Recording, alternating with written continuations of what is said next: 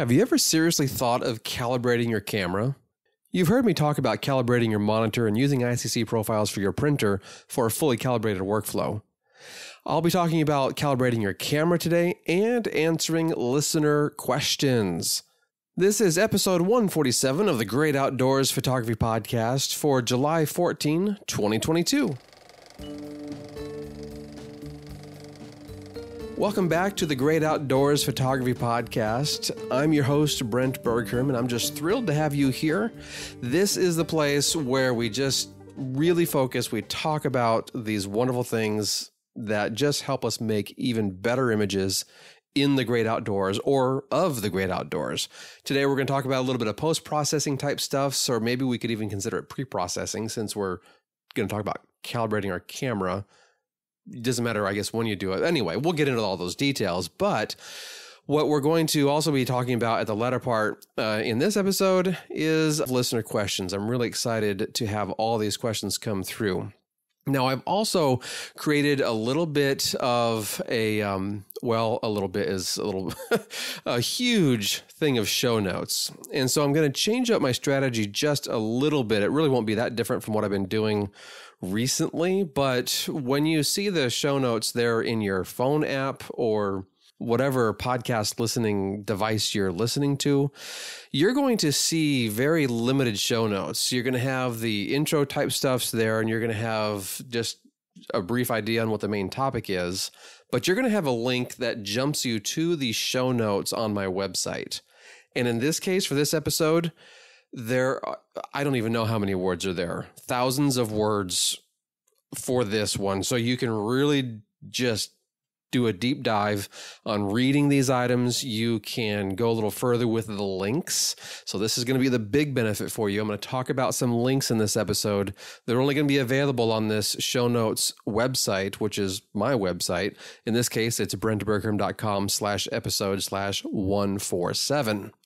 I have yet to set up my domain name, but I will be pointing the domain to, which is thegreatoutdoorsphotographypodcast.com. That will eventually point to all these episodes, but for now, just know that it's a work in process and we're getting to it.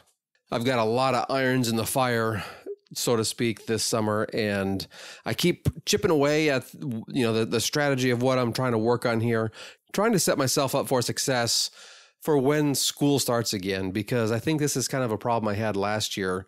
I was going like gangbusters, because I had my sabbatical and I was just producing. And then school started and I was just like, it's like I hit a wall, and I don't want that to happen again. I want to set myself up with some systems that will help me deliver even better stuff to you, but also hopefully make my life a little easier. So I'm spending a little bit of time figuring that out.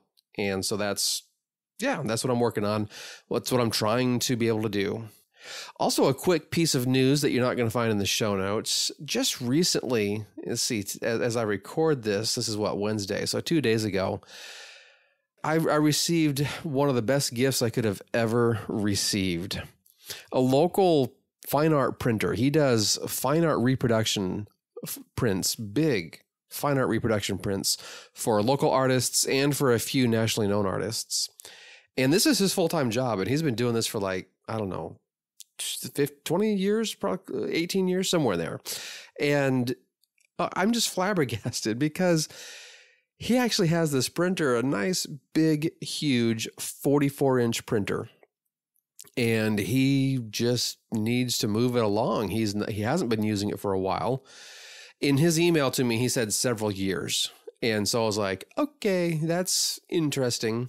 So it's an Epson it's an Epson 9900. So it's a Photostylus Pro 9900. And if you were to take a quick look at this online, just do a quick search or whatever, it's a 44-inch ultra awesome printer. Now I think it was released, I'm sure you might, I don't know, about 2016, somewhere in that area. 2016 is when it was first released, maybe a little older than that. I don't know. But he's just giving it to me. And I couldn't believe it. When I was reading the email, I was just like, I was in shock, basically. Are you serious? I couldn't even speak, and no one was here in the office. And I'm just like, what?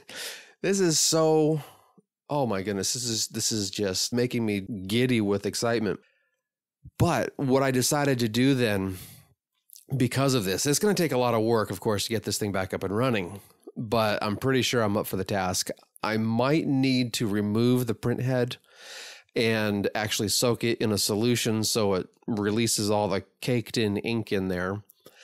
But I'll do that. If I need to do that, I'll do that. Not a problem. I'm going to try and make it work without removing that, though.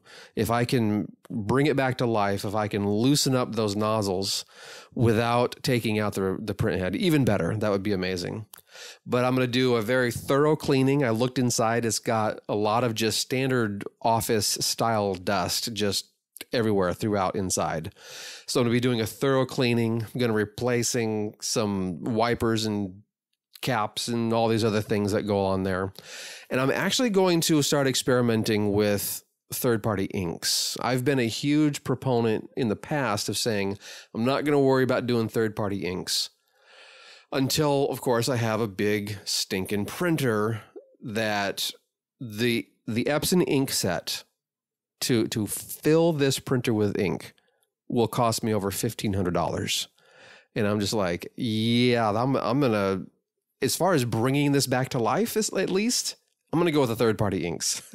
I'm not going to spend that much money on a system that is a little bit risky. It may not come back to life. So I'm going to get the third-party inks, wash it through, get it flushed through, get whatever, get some cleaner as well. I'm going to do the whole 9 yards here and just attempt to bring this thing back to life. But even before I do that, I don't even have a place where I can set this printer up and use it effectively.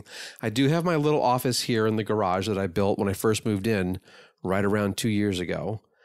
And I did this because I needed a home office. I moved in at the beginning of COVID restrictions as far as you can't go in the office kind of a thing. I couldn't even go in and get supplies. But anyway, I'll try and not get too ticked off about that. It could technically fit if I moved one of my tables and one of my shelves. It could fit in here, but I'm just like, nope, I don't want to be tempted.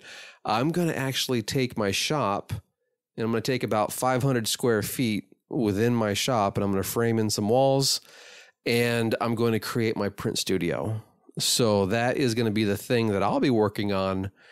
Instead of, because I was planning on also doing some additional traveling this summer, I was thinking about those Alaska Air Miles. You know, I've already said I'm going to Alaska. I'll do a whole show on the trip planning and things like that. But those Alaska Air Miles are burning a hole in my pocket, and I can go to Costa Rica airfare for less than $100. And I was like, yeah, why don't I go spend a couple of weeks in Costa Rica? But it was getting a little frustrating, just trying to figure out what to do because I need to do it on the ultra cheap. And so I was just like, this is getting a little frustrating. So I then realized, you know what? It's like, I haven't even prayed about this yet. So I did. And then like 2 days later, this guy emails me and just like, hey, Brent, how about this? I was just like, okay, this is awesome. I'm going to shift my gears and I'm going to fast track my plan. When we first moved into this place, I was like, this shop is amazing and I'm going to make my own print studio and all sorts of things.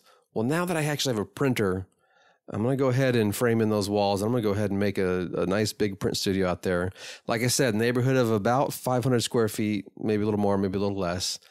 And I'm just, it's just amazing. So I'm going to be working on that quite a bit in the evenings or whatever, as the school starts up again, when we get into September and school starts up again. But certainly a lot of that work will happen this summer. My goal initially is to just create a box that I can insulate and I can keep the printer from freezing. And then I'll continue working on it. And then I'm going to, of course, finish it off, texture and paint the walls and put in some flooring. Yeah, it's going to be a good experience. All right, let's get on with the conversation or the topics of today. I wanted to talk about camera calibration.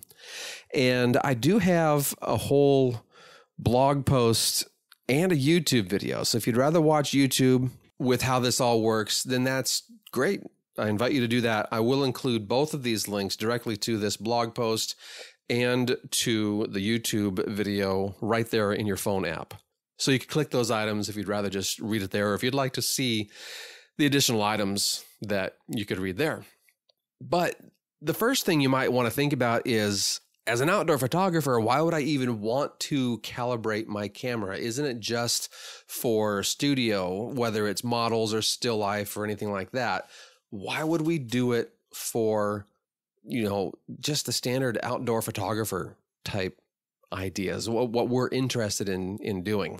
Because really what you need to do, if you're going to do this right, if I can put it in those terms maybe, if you're going to do this right, what you're going to do is you're going to calibrate not only for every camera, but for every lens combination and lighting scenario. And as outdoor photographers, our light is always changing. It doesn't make sense to think, oh, I'm going to go get a calibration here and for every single shot, because the light will change in 5 minutes. And technically speaking, if you want it to be, quote, done right, you need to do another shoot of this color checker chart item. We're not going to get that technical though. So we're going to actually end up looking at a very specific use case. And this question actually came up in one of my online sessions that I have with the folks that are a member of the Great Outdoors Photography School. It used to be the Latitude Photography School. I've renamed that as well to the Great Outdoors Photography School. Not all the branding and stuff has changed for it. So if you look on the website, it's still going to show Latitude. But anyway, no, it's neither here nor there. So we meet regularly and we have these group sessions. And so these questions come through and we have some great conversations. And boy, howdy, we have gotten really deep on some awesome conversations. And the replays are there on the website too. So this is the kind of thing, if you were to join now, you'd still be able to take advantage of all those conversations that have happened in the past. Although I have to say, I do have the entry, the joining up option. It is disabled right now because I'm reconfiguring some things. And when I relaunch here next month, when I open it back up next month, I'll certainly be letting y'all know.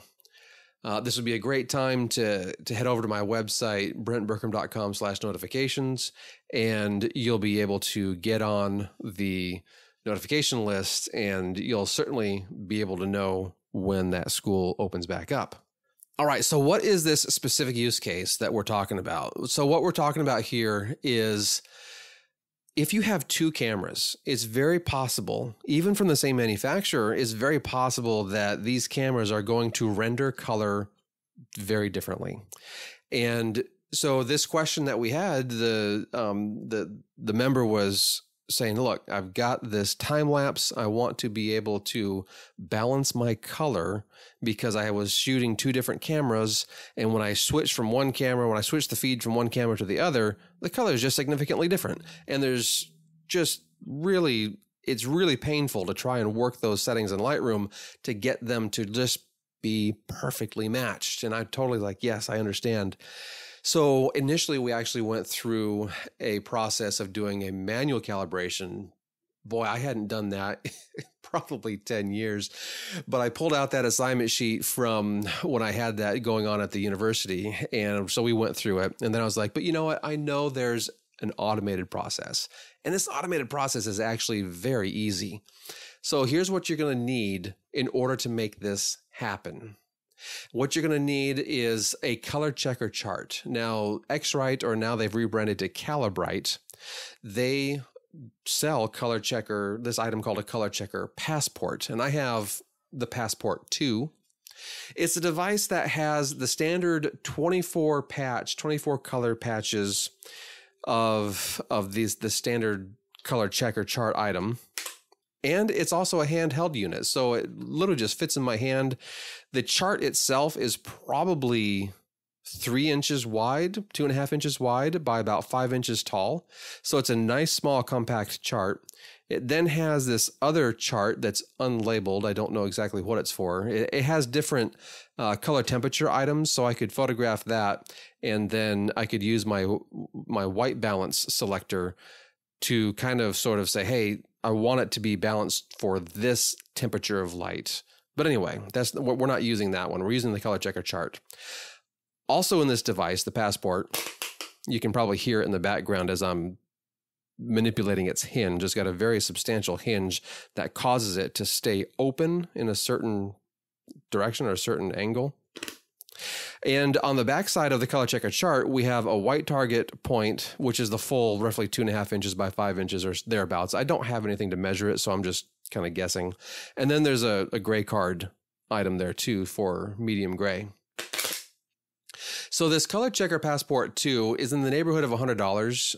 And this is the kind of thing where, again, for outdoor photographers, probably not that huge of a deal. You're probably not going to be like, oh yes, I got to get it. But in a future episode very soon here, I'll probably just tag it on to the discussion that I have in the Alaska planning episode, or maybe in the next, I don't know when I'll get to it. But anyway, I'm going to actually do a use case in the field.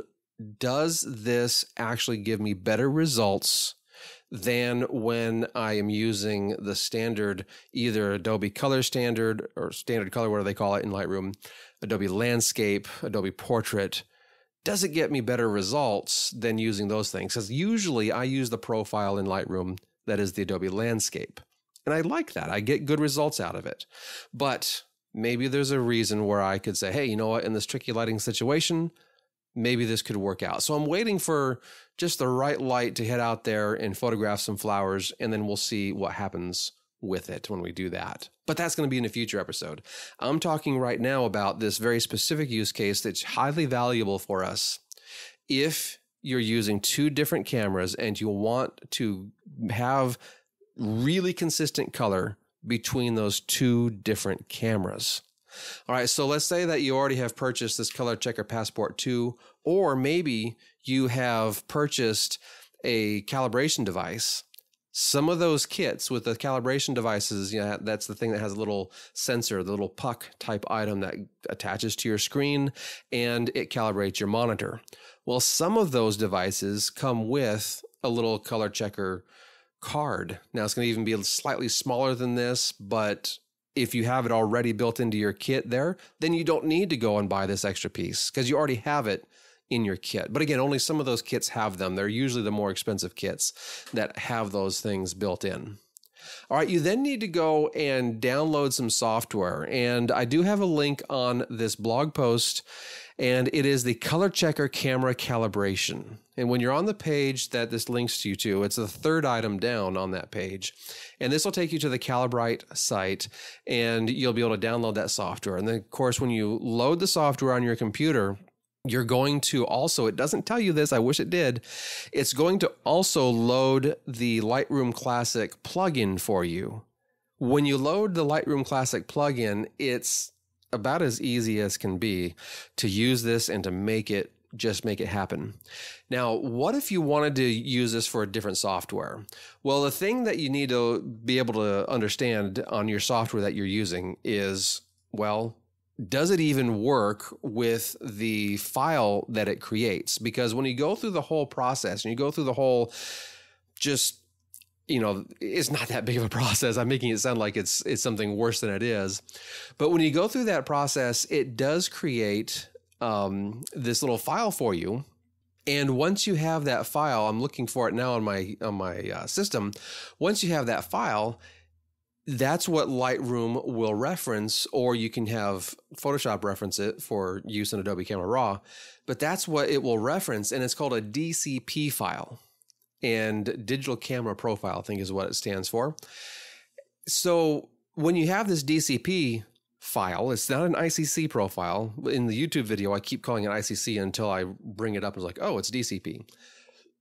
When you have this DCP file, of course, you could then bring it to any other software that recognizes that file. But if you weren't using Lightroom, you just use the software itself. So that software, again, is called the Color Checker Camera Calibration. So you could open that up. You can drag a DNG file into it. It has to be a DNG.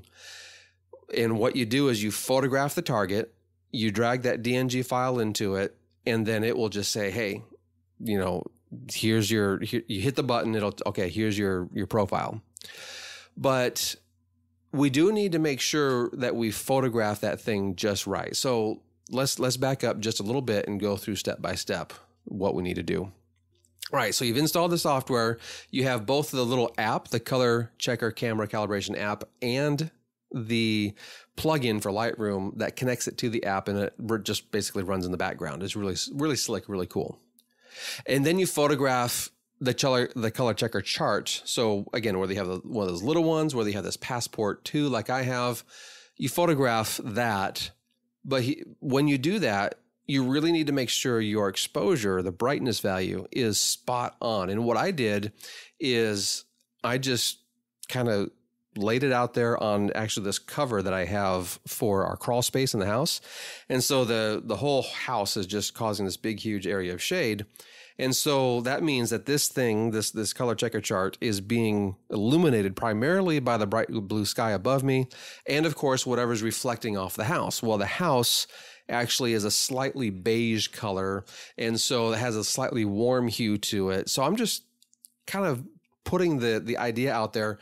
Whatever light you're in, this isn't what we're really concerned about. What we're concerned about in this case, again, is if you had two cameras, you're going to photograph it twice in the same exact lighting, and then you're going to assign these profiles in the end to the files that you're interested in doing, and then their colors are just going to match. That's the idea. But we got to get the exposure just right, because if you're too bright, if you're too dark, everything's going to be off.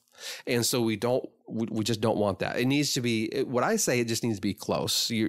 What you should do is, in this case, with the Color Checker Passport, it has that middle gray target that comes with it. Fill the frame with that, pay attention to your histogram, and make sure your histogram spikes right in the middle. You're going to be good to go. That is your exposure. You then flip it over to the Color Checker chart, and then you photograph that. And when you photograph that, you'll know that you have a good exposure because you just tested it with the gray card. What I did actually is I filled the frame with the Color Checker chart. I took the reading that the camera said is a good reading. I then bracketed my exposures. I went a third step over and a third step underexposed. Then when I got into Lightroom, I brought it into Lightroom, and I did the copy as DNG function in Lightroom because it needs a DNG. So I figured I'll just use Lightroom to translate that to DNG. And the way I had it rotated, I had the white to black strip along the bottom, and the white strip was on the left and the black strip was on the right. The fourth one from the left, that is your middle gray target. And so that's the one, when you mouse over it in Lightroom, you want it to read really close to 50%. Now mine read about 53%. And I was like, well, I'm going to say it's close enough, and we're going to get some good results. But really what I should have done is I should have gotten another bracketed exposure, and I could have then gotten the exact right one that I need to get. Certainly, like I mentioned before, if you were to just photograph or at least meter off of the gray card sampling that it has, that would have even been better. But again, we're done. It worked out great. I got really close to what I needed it to be, and it was fine. So I photographed it. I've copied it into Lightroom. That's literally the thing that says copy as DNG. That's what the import dialog box in Lightroom says in the middle item there, where it shows you the previews of all the images. Along the top, it has 4 options. One of them is copy. The first one is copy as DNG. And then there's move, and then there's add. So went with copy as DNG. It brought in, it translated to the DNG format, and then I selected which one was the right exposure, and then I went from there. All right, so if you're going to use the app itself, then what you need to do is say, okay, just give me the file itself. Target the right file. In Lightroom, you'll right-click on it, and then you say Show in Finder or Reveal in Finder. That's for the Mac anyway. When I have that DNG file right there ready for me to take a look at, I simply drag it into the app, the Color Checker Camera Calibration app, And then it will analyze the image, it will automatically crop into the chart itself, and then you can fine tune. You've got these little green dots in the corners. You can fine tune the exact position of the corners. And then you can also see these other green outlines that will indicate where it's reading from for each of those charts, for each of those swatches, I should say. You then hit the button to process it, and it will create the DCP file that you need. You would then go back into Lightroom or whichever app you're using. You would then add the profile to it. But the problem with Lightroom, Adobe, please fix this. The problem with Lightroom is once you add a profile, you have to quit the program, restart the program, and then the profile actually shows up. Why they can't just make it show up right away, I have no idea. Maybe there's literally something there that is just impossible for that to happen, but let's face it, they're software writers. They should be able to figure that out. I would think it's possible to do. All right, so that's if you're going to do the more manual process. If you're going to do the more automated process, which is actually what I recommend because it's just so stinking easy, you select that one photo that is the right exposure, and then you simply go export. You go to the export module, and in the presets for the export module, you're going to see one that has something to do with camera calibration, the camera calibration stuffs. And so you select that, and pretty much the only option you can use is to name the calibration file that you're going to be naming. And so you just put in the name for what you want, whether it's the camera model, maybe you want to put in the camera lens and a type of lighting situation. Maybe you want to put a date on it so it's really easy to tell the date. Whatever you want to do, you just want to be able to make sure that you've got something that makes sense to you. And then one thing also to note, if you do this with multiple cameras, certainly the software Lightroom is going to prevent you from assigning a profile that was made for a different camera. So if I were to do one for my Sony a6400 and one for the R5, I can't assign the one for the a6400 to the R5 and vice versa. You have to assign the one that was made for that model of camera, All right, you hit the export button, so it does its thing. What it's going to do is going to go ahead and automatically analyze the file all in the background. It doesn't open up anything. It just spends about, on my computer, it took about maybe 15 seconds. And then it's automatically added to your profile library, if you want to call it that, the profile listing. But like I said, you have to restart the program. This is really annoying. Even when you do this part of the process, the automated part of the process, you still have to restart Lightroom. So you shut down Lightroom, you start it back up again, and then the profile is there, and then you can select it, and then you can watch your colors just snap into position, and you've got those highly accurate renditions of all of these, well, in this case, the 24 different swatches on the color checker chart. It's a really cool process. I really do think it's quite easy to do. And there are actually a few other scenarios that the software offers you. You can make an ICC profile that is more generic even. I didn't do that. They also offer a dual illuminant profile, which takes into consideration 2 different lighting sources. So you could photograph the target in 2 different lighting sources, and you could effectively, what happens, I guess, is you're going to get an average of those. I did not do that either. If you want to take a look at this blog post, what you're going to find is step-by-step items with screen captures, and you're going to be able to see those screen captures and just follow along.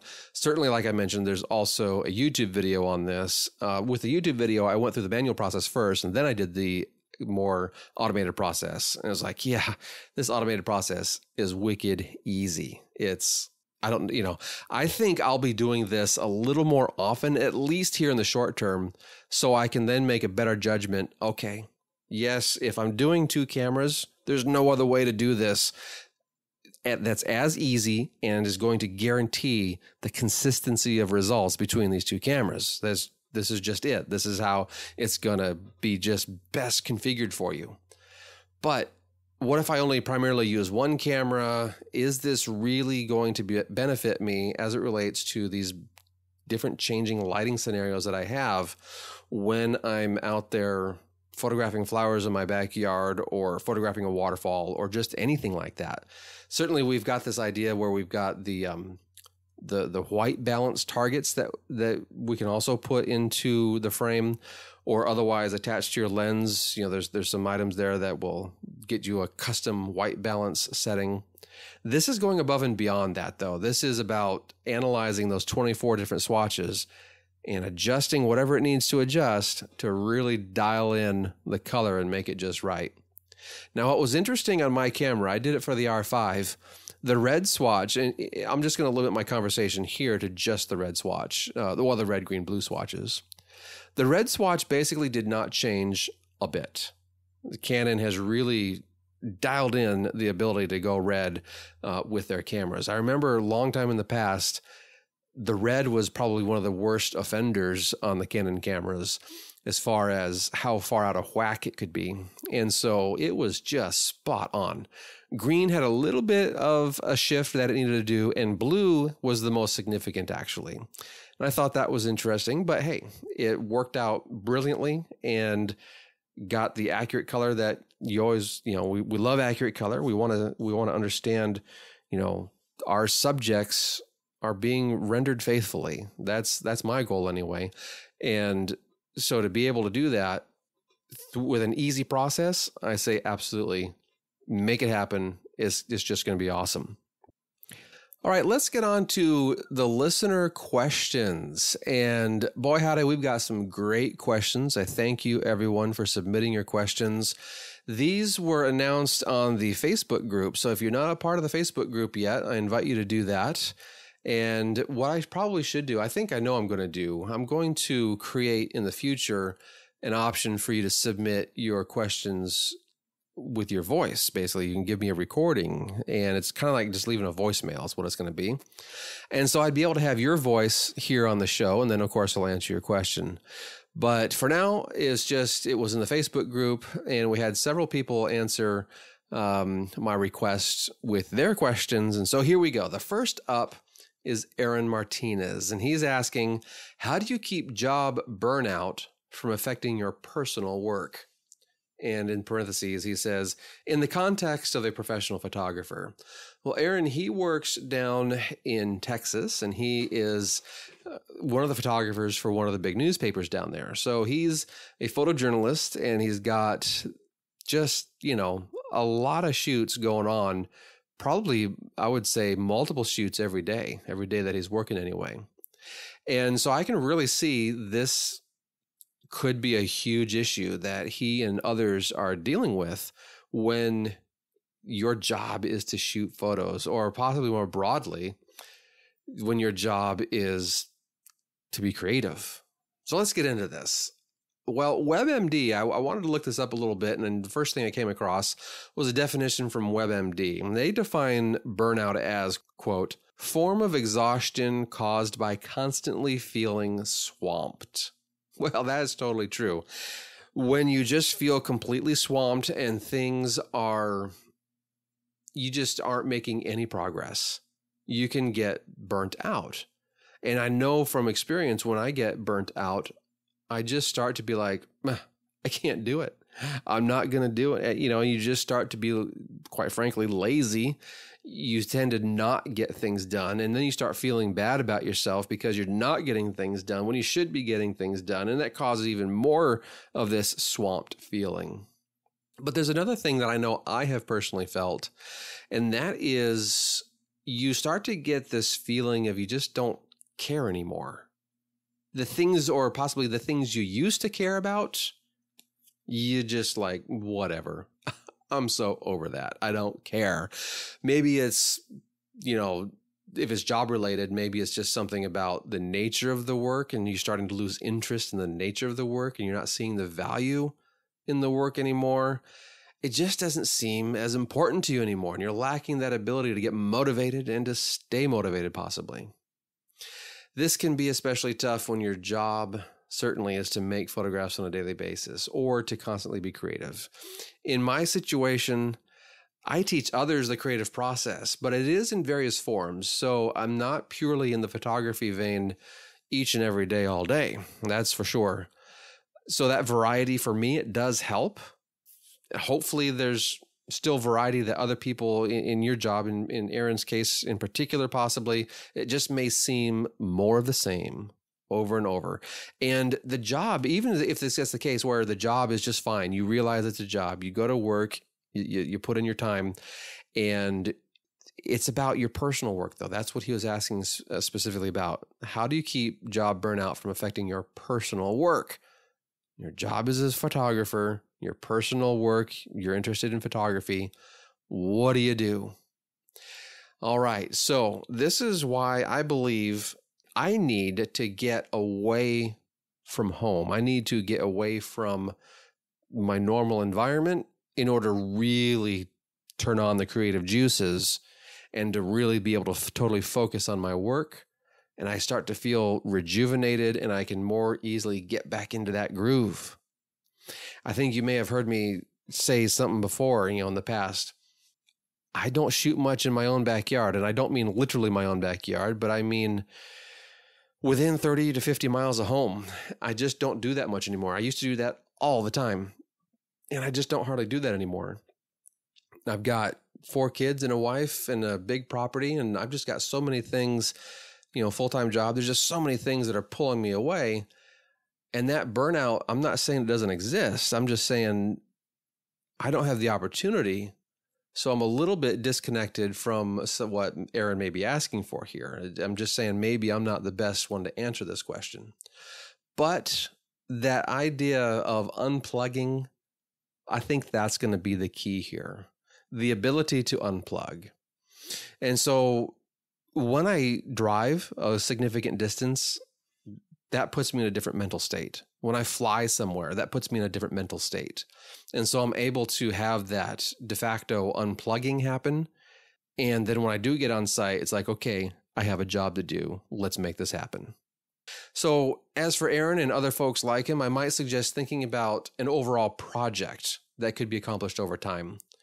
An overall personal project that has a defined point and purpose, a defined parameters of sorts, and something that is different from your daily grind, though. Don't let it be something that's even remotely close, I would say, to your daily grind. Hopefully you'll see that difference. You'll see that escape, as it were, because some people use photography as an escape. And if you just love photography, certainly. If you have this very different approach, do it. I think that's great.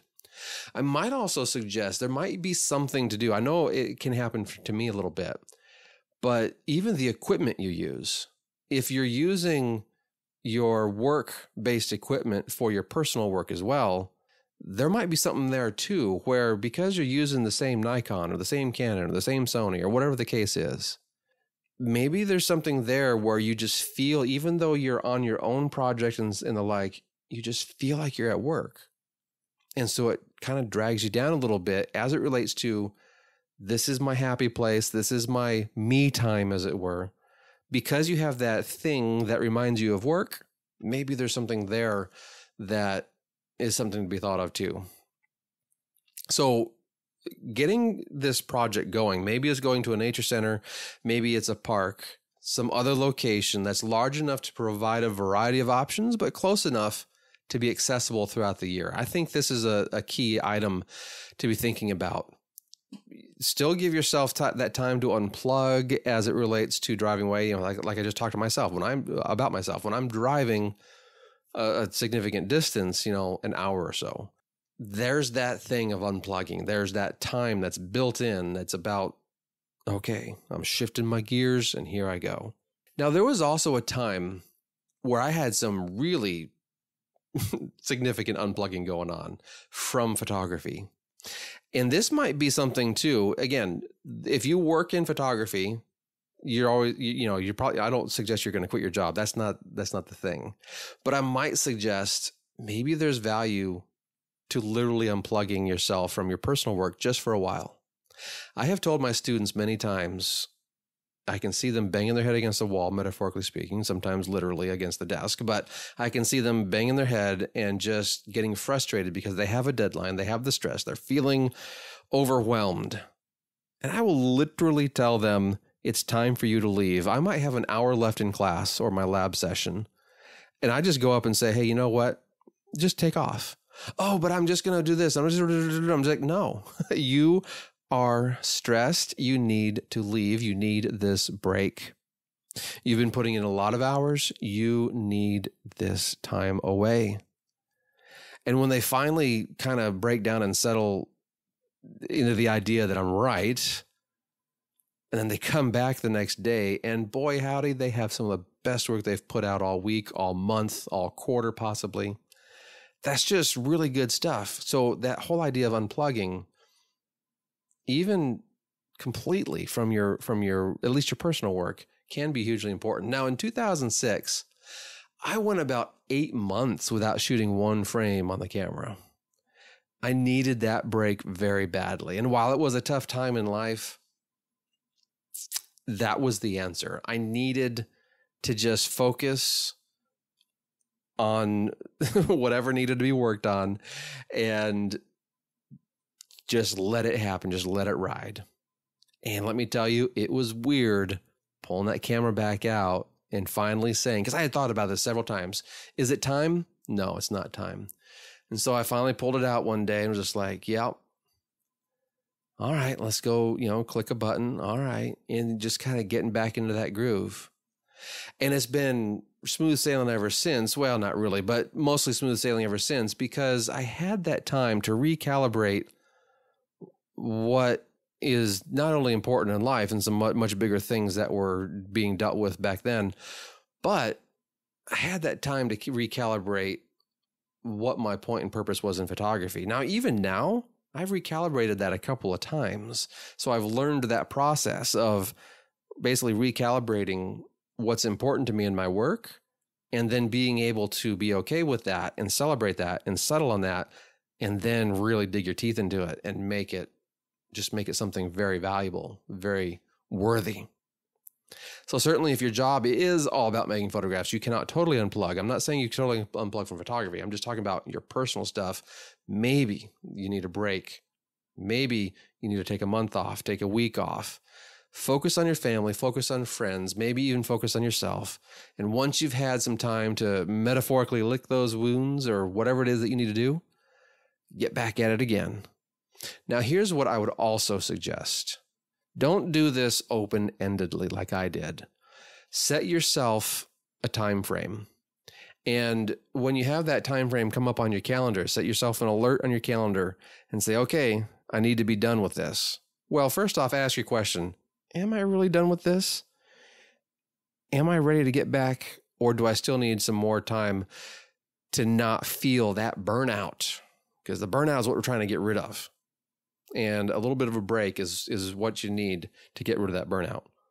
So do not force yourself to get out there and shoot. Certainly set yourself another time. If it's a week, if it's a month, whatever, when that time comes up and you're just like, nope, I'm not ready. All right, set yourself another reminder, another week from now, another month from now, whatever the case is. Another thing that you can look at that I highly, highly recommend is get out there without your camera. Go on a nature walk, go visit a waterfall, go hike 5 miles, 3 miles, a half a mile, whatever it is. Don't even take your camera, and go the extra mile, as it were, and put some tape, put something over the camera on your cell phone. I don't even want you taking pictures with your cell phone. Soak up whatever you can while you're there, out there on that walk. Maybe you're sitting on a bench. Maybe, I don't know what you're doing. Because I know, like in New England, oh my goodness, there's some awesome mills, next to the river or at a pond or whatever. And boy, I think it'd be amazing just to go and sit and just to watch that wheel just spin as long as it's actually spinning. But the point is to go and soak it up, but don't bother yourself with making pictures. Just be there. And that's it. Be there. That's all you got to do. The point is to take joy in the great outdoors. Not for the photography benefits, not for the whatever, just for the benefits of being in the great outdoors. That is the point here that I'm going to leave this idea with. Just go out there without your camera, and then maybe you'll be inspired and you'll be like, you know what? I'm going to come back next time and I'm going to make some great pictures while I'm here next time. But for now, I'm simply enjoying being here in the great outdoors. And you'll find your energy before too long, I'm sure. And I think you'll be just fine. You'll be a better photographer for it. All right, this next one comes from Drake Dick, and his question is, what are the advantages of going to native glass when switching to mirrorless, such as the Canon RF lenses versus the EF lenses, and how significant are they? Which of these lenses would be the best to replace sooner rather than later? So I assume we're also talking about using an adapter with these. So when it comes to just thinking about the adapter use and all that stuff, it's been my experience anyway that, boy, it's been really easy. The adapter works really well. And so there's no performance hit. There's no other problem that I've found in using that. I still use two of my lenses. It's the 16 to 35 f4. And then I also have a 70-300 f4. 4 to 5.6, and those are EF mount lenses. And I haven't converted to the RF lenses simply because they just, money, I guess, is the biggest thing. When it comes to that, as long as our decision isn't really thinking about, I really got to switch because of the adapters. And another thing that could be beneficial, though, just to kind of think a little bit more outside the box, Canon, at least, I don't know about Nikon. I haven't really studied theirs. They have different adapters for the RF to EF, or the EF lenses to the RF mount. And one of them, you can have a little drop-in filter, whether it's a polarizer or an ND filter. That is really intriguing to me because all of a sudden, basically your lenses that you've been using, you suddenly have a little bit more capability with them. No longer do you need to worry about, I guess it's a polarizer, let's say, even if it's an ND, when you're trying to use something like Canon's 11 to 24. If you've ever shot that lens, or if you've taken a look at that lens, the 11 to 24 millimeter is insanely huge. The opening, or the front end element, is a very round, very protruding element, and there's no way that you're going to get, under normal circumstances, that you're going to get a polarizer on there. Not that I would want to do that for the sky, but if I were doing something that has a foreground element especially, or other foliage or what have you in the background that could benefit from polarization, then sure, I would say sure, use a polarizer. But having that drop-in polarizer that goes literally behind the lens, so it fits in between the lens and the camera, that's really cool. And so there's some really neat ideas that could come through with doing that type of thing. But when it comes down to the quality between the two types of lenses, I guess in one sense I have to say that is not something I've necessarily particularly studied to see what the exact little nuances here and there and things like that with exactly what they're offering. Are they sharper? Are they, again, just whatever it is. On this equivalent lens that I have, so I have the 16 to 35 f4 on the EF mount. Well, when it comes to the RF mount, they went to 14 to 35 millimeters.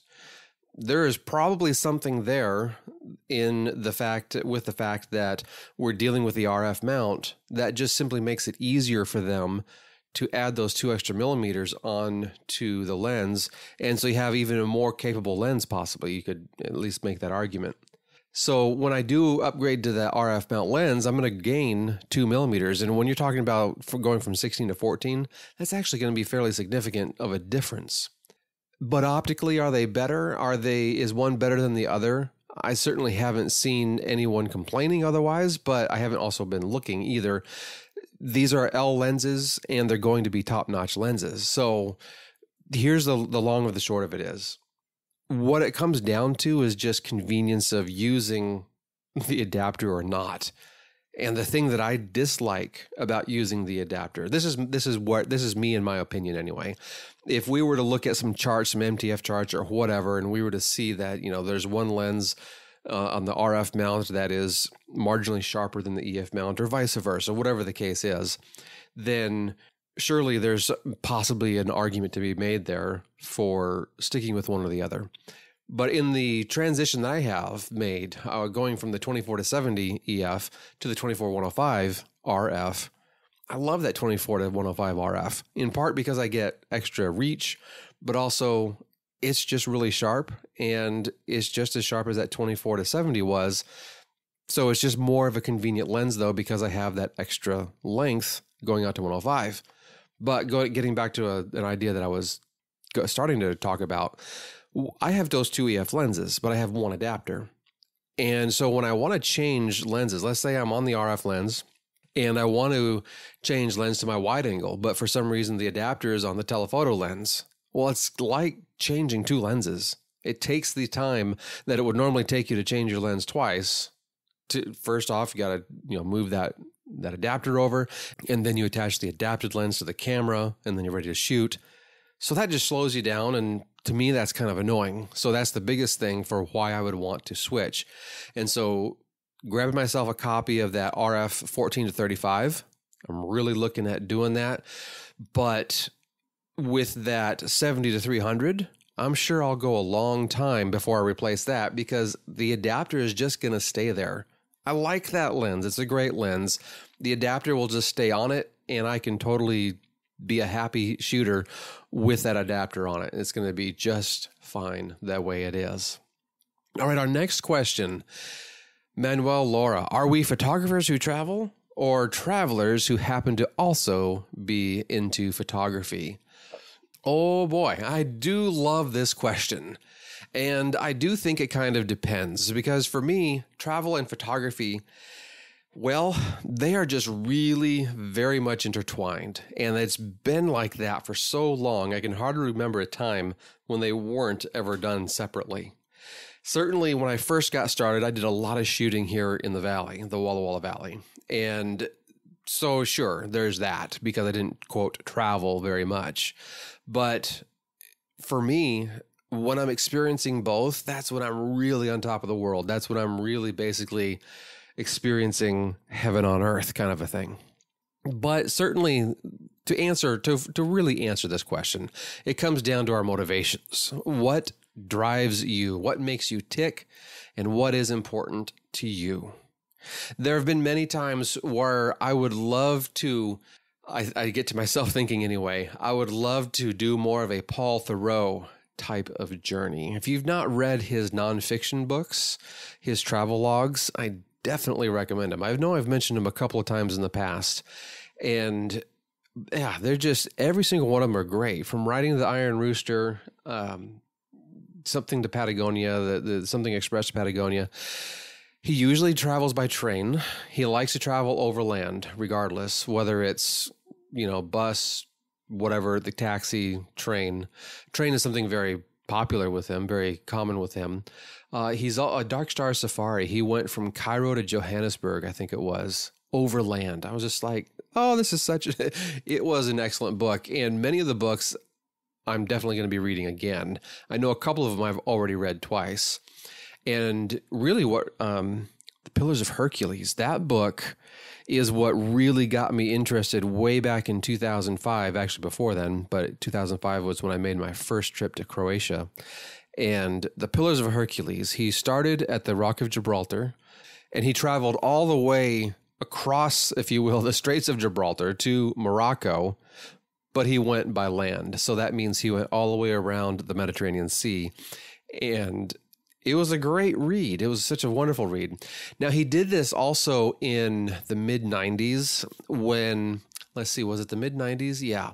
It was about 95 or so that Yugoslavia, what was the former Yugoslavia, the republics of the former Yugoslavia, they were having some wars going on there. They broke out specifically in Croatia, and he actually traveled through Croatia in the mid-90s when the war was happening. And then I was able to go 10 years later, and everything had changed. It was so amazing. So anyway, that story, that whole idea, as he's going through all these places, for some reason, when he was in Croatia, there was just something that really struck me. And I was like, hey, that's really cool. That's awesome. But to do more of a journey like he does, where he's out on the road for at least 6 months, possibly more at a time, I don't know. It just really has to me, of course, that means you're going to be more of a traveler and probably less identifying yourself as a photographer. And if I were to do that though, certainly what I would want to do anyway is rethink what I'm doing with my camera gear. I have a feeling I would really want to go with something like the Fuji X system, because the R5 and the 3 lenses, that's a good chunk. And it's just heavy. And to do a thing like this where you're just on the road so much, something like the Fuji X system, maybe the Sony would be all right too, but the 6400 I'm thinking of. But there's just something about that Fuji X system that would really just seal the deal for me. And boy, it would just, I think that would be like another kind of like the next level, if you will, to where you just are on the road for such a long time. Now, is that something I could really do? Certainly not until I retire. I mean, I've got, I've got the family, I've got the job. Being on the road for that long, it just doesn't make sense at all. So I don't ever see myself actually doing it. But maybe once I retire, I could do that. That might work out too. And some of you, for sure, you're going to recall, I did an episode, and I also have a post on my blog there on the website, where I pretty much was like, the Fuji X system is not for me. And I encourage you to go back and listen to it. I can't remember what number it was, but I do have a link on the show notes for this episode, and you'll be able to be taken directly to that blog post. And when you read that and you go through that whole thing, I think you'll kind of get an understanding why I ultimately decided it was not for me. But if I were to do pure travel like that, I think that camera system would be just absolutely perfect. It would be wonderful. And the quality of the images that I would get would not be hindered by the items, by the concerns that I had going on there that I articulated in that blog post. So the long and the short of it, are we photographers who travel or travelers who happen to also be into photography? So I think for me, I'm going to have to say I'm a photographer who travels. If those are the only two things I had to choose from, I travel in order to make photographs. And sometimes though, I make photographs in order to travel, I guess I could argue too. I like to say my camera has taken me places, and I wouldn't have gone there without the photography. But photography is that thing for me that is just a half a step above, 3 steps above, however we want to describe it. It is that primary factor. Without the travel aspect, certainly I can still do photography. It's nowhere near as fun. I want to, and I do photography, of course, but without the travel. But when both are combined, that's where it is just sublime. All right, Steve Blakely has a question. Is autofocus calibration software such as Focal by Rican worth the investment? All right, so I'm going to quickly answer this. In short, my opinion is no. But let me unpack that for you and kind of give you an understanding why I'm saying no, because there's a little bit to understand here. To me, it's not worth it with today's mirrorless systems. If you regularly use a DSLR, then definitely it's worth it, because those systems can definitely benefit from these autofocus micro adjustments. Now, certainly your camera has to support the autofocus micro adjustment. So something like Focal by Rican is not going to work unless your camera actually supports the AFMA. But with mirrorless, pretty much there's just not that need anymore. I do have a link in the show notes to a page. It shows it's from their website, and it shows all of the cameras that their software supports. And they don't show any of the Canon RF mount cameras that are supported with the microfocus adjustments. Now, you do get to run a few items with their software on, let's say, the R5, the R, the R6, what have you, the RP. I think the RP was on there, but anyway. You do get to run the tests for what they call the multi-test, the stabilization test, focus consistency, and aperture sharpness, and dust analysis. So you can do some of their tests that they do. But really the big kahuna, the big thing that you want to spend the money for, in my estimation anyway, is that focus adjustment that says, hey, we are going to fine tune the whatever we can do here on these focusing decisions that the camera is making, and we're going to make it the best it can be.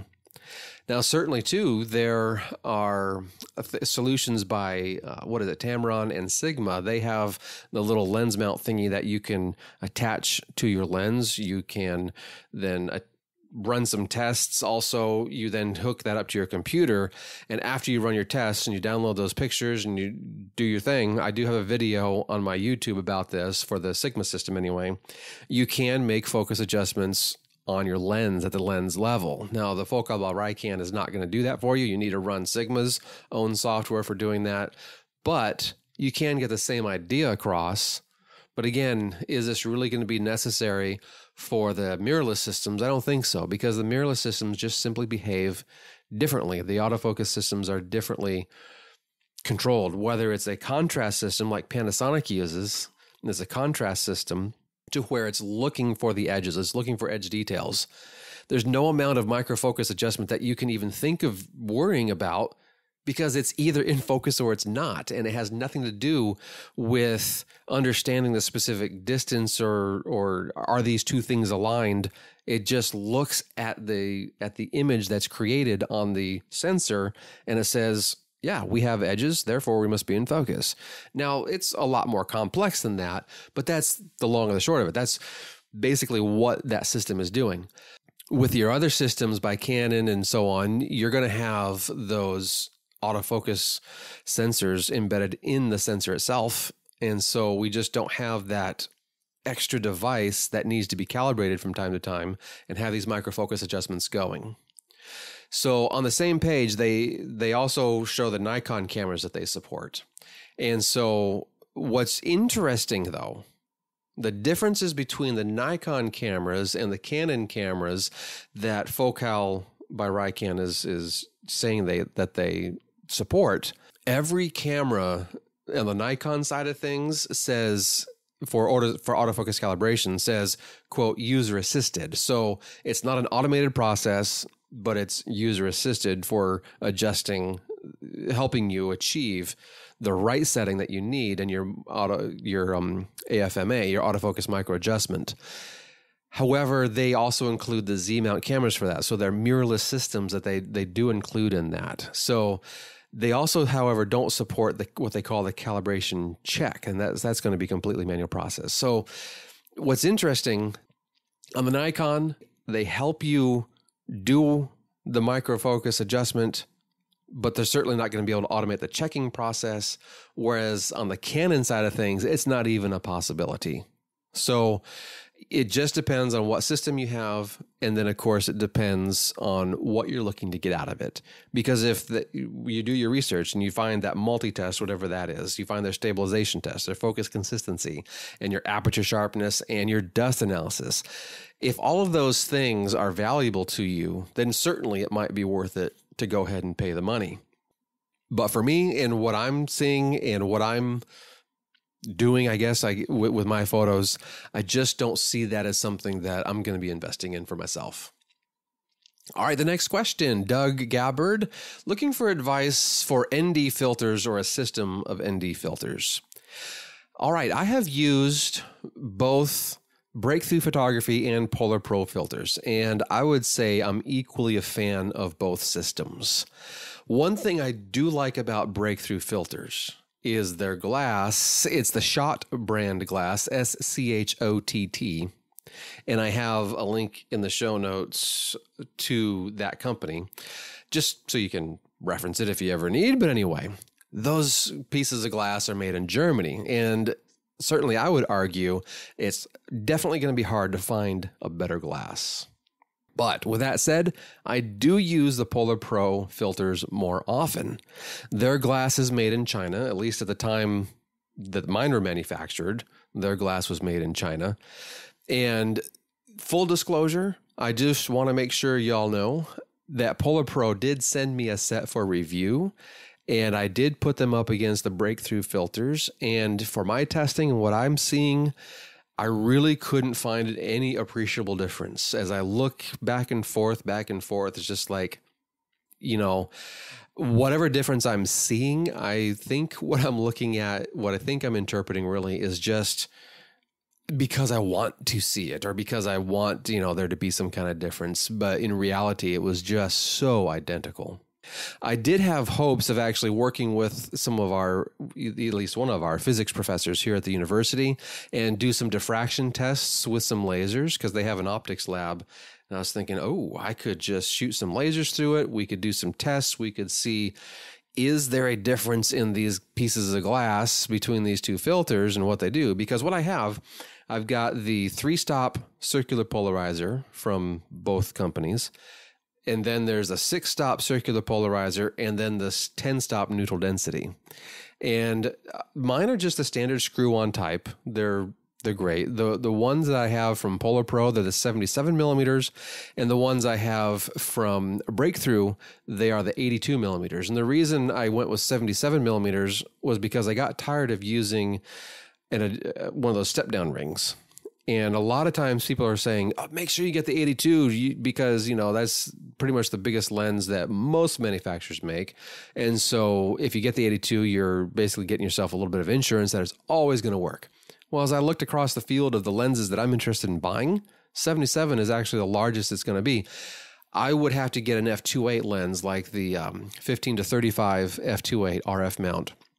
If that would be an 82 millimeter. I don't want that lens. It's too big. It's too heavy. I just simply don't want it. So the other lens, the 14 to 35 f4, that is 77 millimeters. Perfect. That's exactly what I'm going for.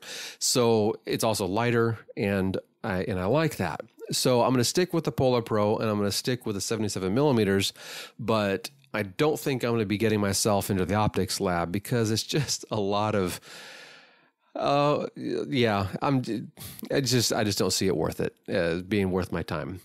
Okay, the next question is by Quinn Kirkland.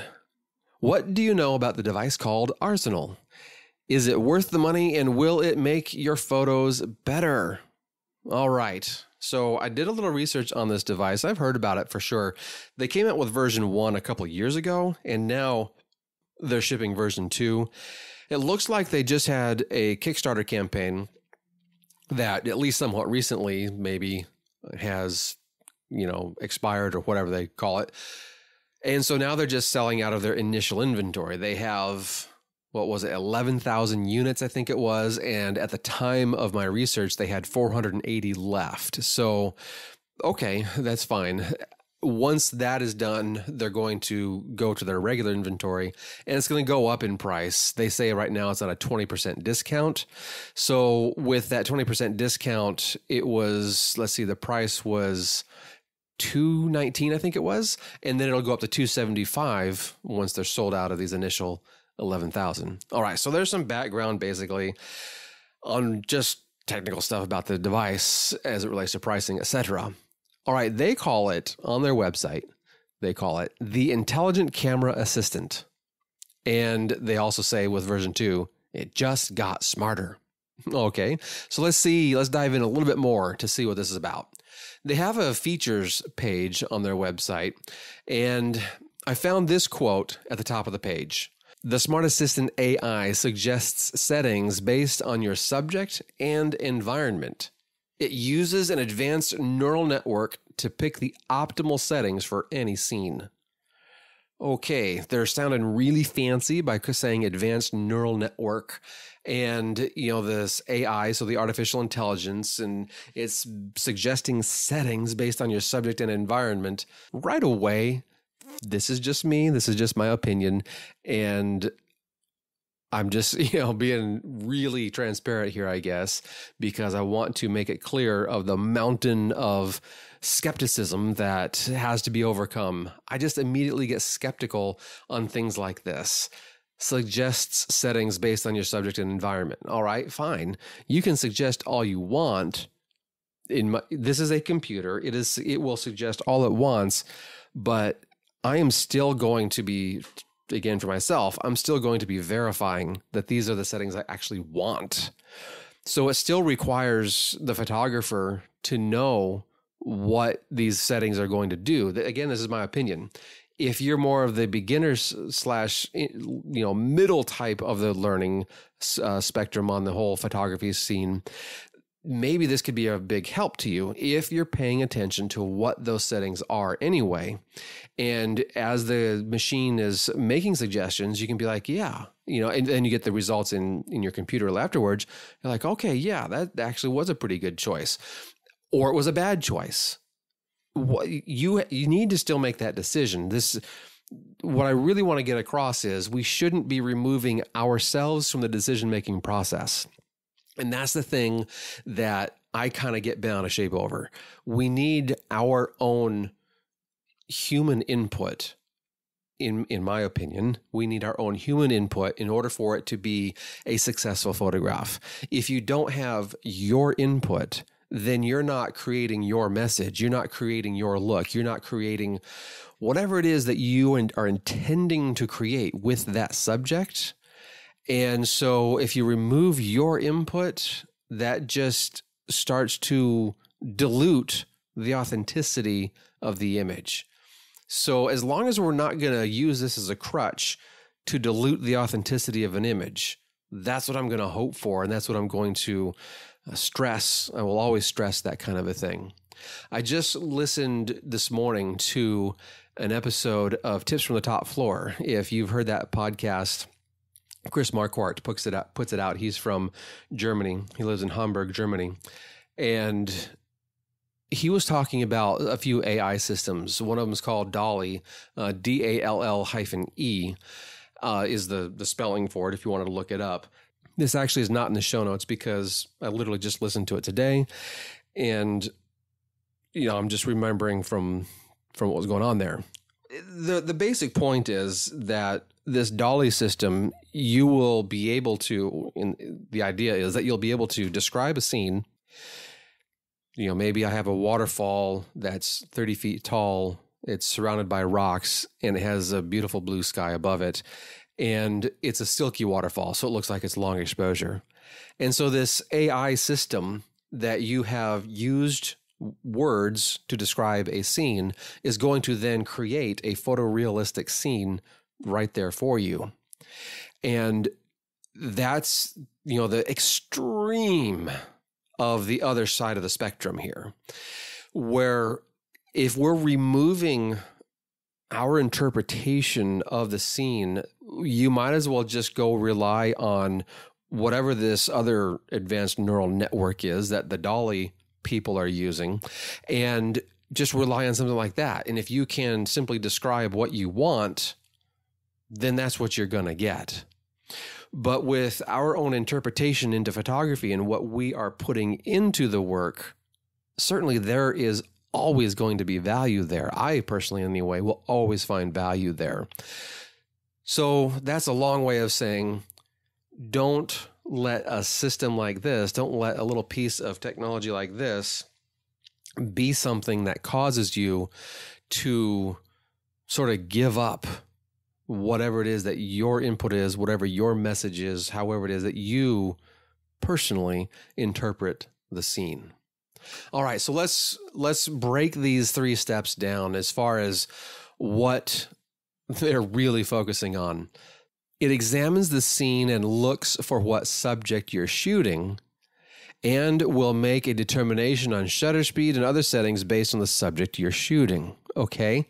So the system is smart enough to know that you have a bird or an animal of some sort, or where the sky is and things like that. So the system will just be able to compare against its own database. It will be able to compare what you're shooting, and then it'll say, hey, other photographers, this is how I'm interpreting this now.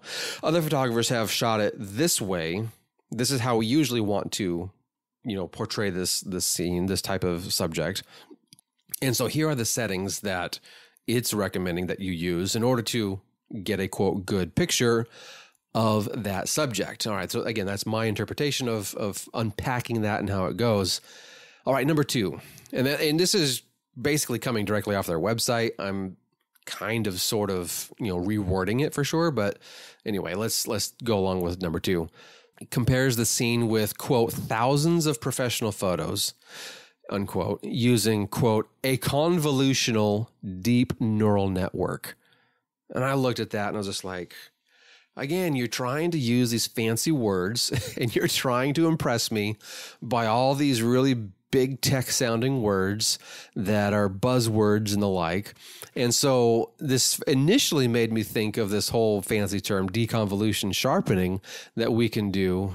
That's really simple to do in Lightroom, because you just go to your sharpen settings and you've got this item there that you can take out. Basically, if you slide it all the way to 100, it is supposed to get rid of the effect that your anti-aliasing filter that's built into your camera is supposed to get rid of that item. Or I should say it's supposed to get rid of that effect. It's the best way to put it, of what it does. So that's in the detail, just really quickly, that's in the detail panel in Lightroom. The first item is called sharpening, and then you have a mount radius detail masking. And so it's that detail item, the item that's named detail within the detail panel under sharpening. That's the item I'm talking about. So if you slide it all the way to 100, that is also called deconvolution sharpening. Anyway, a little bit of a sidetrack there, but let's get back on track. So it compares the scene with thousands of professional photos using a convolutional deep neural network. I had to look this up. And so CNN, another name for CNN, convolutional neural network. But then they're saying, of course, the deep neural network. So again, more fancy talk. But I found a link that describes what it's about. And so I clicked, I ran the video that is played there. And if you were to go down on the blog post that I have for these show notes and you're going through, you'll find the little link there and you can find it too. And I forwarded this to my son. Now he's just graduated high school. He's way into math. And when we visited a college looking at their math program, he and the professor just nerded out like crazy. It was so cool to see the light turn on in my boy and just really kind of get excited about stuff. And I'm just like, number one, how can this be my boy? Because that's not me in math. Though, my goodness, no way. Certainly more, he gets that more from his mother. But I forwarded this link to him and I just simply asked him, like, do you understand this? And he's like, no. So I was like, okay. So I'm not feeling too far out of it. If he doesn't know it and is a little bit lost by it, but maybe it inspires, who knows if it inspires him or not. But anyway, after watching it, I pretty much had a headache of sorts. And it's so heavily math-based. This whole idea of the convolutional neural network is so math-based. I'm just lost. And this is where I start to simply not care. I don't give a rip about how that system came together, I guess is probably the best way to put it. That it works and how it works, certainly, I want to care about that. But I decided I'm getting too deep. That's just something I'm not interested in going any further with. So I leave that link for you. If that's something that you want to go further with, great. But this is where I start to lose the joy in photography because it just gets too, it's too lost, I guess is the best way to put it. All right, the third thing that they say that this system is able to do for you in helping you, settings are then optimized on 22 different factors, such as hyperfocal distance and the sensor's dynamic range. Well, I did a conversation just a little bit ago on hyperfocal distance and kind of getting an understanding what that's about. So at 22 different factors, all right? So in this case, when the computer is thinking about, in this, the Arsenal computer, when it's thinking about hyperfocal distance, I'm trying to think why that's valuable for a computer to know. I mean, it's going to know what the hyperfocal distance is because it knows what camera it's plugged into. It knows what your lens length is and it knows what your aperture is. So it's going to be able to calculate what that hyperfocal distance is when you give it all those settings. Super easy to do for a computer. But why does that matter when it's trying to make a photograph? I'm trying to think of why that even matters. So anyway, we'll see what if someone can help me understand that, why the computer needs to know that, or is this again just more speak, more buzzwords that are given out to us? It's the sensor's dynamic range, certainly understanding that can help with understanding what exposure you need to give it. So I can understand that one, but they don't give us all these 22 different factors. And so that's where I just get a little bit, what is it? Why is it that we need to know some of these things? And since they don't tell us all of them, I'm just going to be picky and continue to be skeptical on something like this. But again, I want to emphasize this idea. I'm naturally skeptical about many of these types of things. I think anyway is how I characterize myself in these terms. All right, so certainly the point of this device is to take much of the mystery out of photography. It tackles the complex stuff, which presumably allows you to focus on your composition. So that's really a good thing. So skepticism aside, there certainly could be a big benefit for you. I just don't lose the idea of what's important about you, what you bring to the image making process. So yeah, if there's something that you want to just have an aid so these things get out of the way and you can focus on things like your composition and such, by all means, I think there could be some great value there. So it seems already, from what I was reading anyway, it doesn't seem like this device will try and make compositional recommendations for you. And I hope it certainly stays that way, because I could see if I have this device going on and I've put a lot of thought into my composition, and then the device has a little tooltip or whatever saying, are you sure you want that twig in there? Are you sure you want to place that there? I would throw it off a cliff, because it's just like, you don't do that to me. That's just not going to be acceptable to me. All right, so let's take a look at some of the other features. And now this is going to be some of those techniques in photography or some of the benefits that the machine has that could benefit our image making process. Again, not thinking about the necessarily the idea of it's thinking too much for you, but maybe in some of these cases it possibly is. So some of these other features they call deep color. That's processing the image using their neural network. So in reading this a little more on their website and what it's about, again, we're comparing your scene, your subject to what other photographers have done and how it's been processed and what it looks like. And so they're going to put their own processing power into it and just spit you out an image. If you're going to do something like this, I mean, this really sounds to me like the Fuji system with their film emulation stuff that they do in camera. Now it gives you, well, you can shoot RAW and it still gives you that pre-processing or that profile or whatever. It gives you that look, whether you're doing RAW or JPEG. But a lot of folks just say, hey, just give me the JPEG. It's already, everything is done. It looks like I used Velvia, Provia, whatever film thing I'm using there.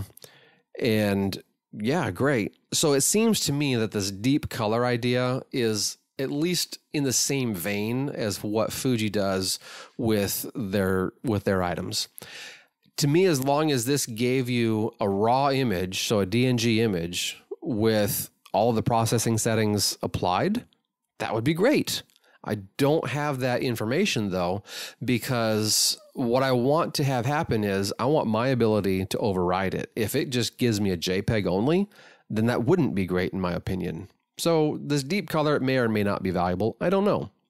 All right, it also has free wireless, full wireless control. They have a smartphone app. Okay, that would be expected. Nighttime assist that will automatically focus on the stars for you. And they say, I have a little asterisk there, depending on your camera system, it will take between 30 seconds and 2 minutes to achieve that perfect focus on those stars. What it seems to me that it's doing is it's taking the lens out to near infinity, and it's taking some test shots and then it's analyzing, and it's going to set your lens at what it thinks is the best point, the best item, the best focusing distance, so that you can get those stars to be as sharp as possible. This would be amazing. something like that, some technical item that makes your life easier on a technical aspect, absolutely, I would say this is really cool. I do like that one myself because that's something I think I understand very completely, and it has nothing to do with overall composition. Otherwise, it's simply paving a smooth road for my nighttime photography efforts. And that's pretty cool. I kind of like that idea. They also have a panorama preview. So what you're going to be able to do is show the preview on your smartphone. And as you're going and taking your image, it's going to basically stitch it right there before you on your smartphone. And it will, I believe this thing said it will save a DNG file out of that. I believe that was the case. I might be mistaken. So forgive me if I'm mistaken. So that was kind of cool. I do a lot of panoramas, and there could be some benefits there for sure. Since it does do the processing in the field for you, there's also potentially some benefits to have that hardware processing. When you get back to the computer, it's just all done, and you only have to then, adjust your sliders, and otherwise you don't have to make it a panorama in Lightroom. You just adjust your sliders, so that could be pretty cool. Again, if that gives you that DNG file, I can't remember if it does on that one or not. It does a focus stacking made easy kind of an item, so I like that too. I'd have to totally test it because right now I use Helicon Focus, and that works really well for most things. So as it relates to, do I want to have a device like this do it? All right. It just needs to be something where it can be proven to me that it's actually valuable and it does really good work. I would want to see that before I would and understand exactly what it's doing before I would fork the money over. Because if it's only going to give me a JPEG, I don't think it's worth it. I want to be able to process my RAWs first and then combine them, and that's fine. That's all good. But if it just gives me a JPEG right there on the spot, then I would have problems with it. All right, they have a thing there where they say they will magically remove people from shots or other moving objects. I did a little further reading on this, and certainly, I mean, obviously, if there's people that are standing there still and they don't move out of the way, yeah, you're not going to get them. You're not going to have that image where it looks like they're not there. But this is also very easy to do in Photoshop, if I guess you know how to run Photoshop a little bit. This, to me, is not a huge selling point, but again, if that's the kind of thing where you just want to make it on site and just kind of you've got it, you got confirmation, it's good, you can move on. Yeah, there is some benefit there. There is some value there because it's going to give you the preview right away on your phone, and you're going to be able to have that confirmation that you got the shot. So there is some benefit there. All right, the next one, merge photos, whether it's very high dynamic range or long exposures. Also rather easy to do in Photoshop. And this is the kind of thing too with exposure blending. I think I would still rather have me learn the skill for doing that and be able to finesse it and make it look just the way I want it to look, although that does take quite a bit of time to learn that skill. So if you were to have a system that blends it really well, relatively perfectly, then sure, that there could be a little bit of value there, I would think. For the long exposures, that's again another thing I do in Photoshop. The nice benefit that we get in Photoshop by doing that, we also call it exposure averaging. So if that were a term you were to search on YouTube, I also have a couple of videos on my channel about that. You basically also get the benefit of lower ISO, a lower effective ISO, I should say. So when you combine 10 images at 100 ISO, you basically have an effective ISO of 10. So your noise differentiation is really tanking is what I mean to say. And that's awesome because that means it's a really low noise is what I'm intending to for the noise amount is really tanking, and that is it's going way low. So it's virtually imperceptible at all. And that's really cool. I like that idea. It also has some time-lapse features, and it also has its own micro SD card for all of the JPEGs and RAWs that it can save, and it does a lot of the work for you. So again, which of those specific features saves out the RAW, which of those features saves out JPEG only, that is something that I don't know, and we would have to see some other reviews on, and I did not do any additional research to figure that part out.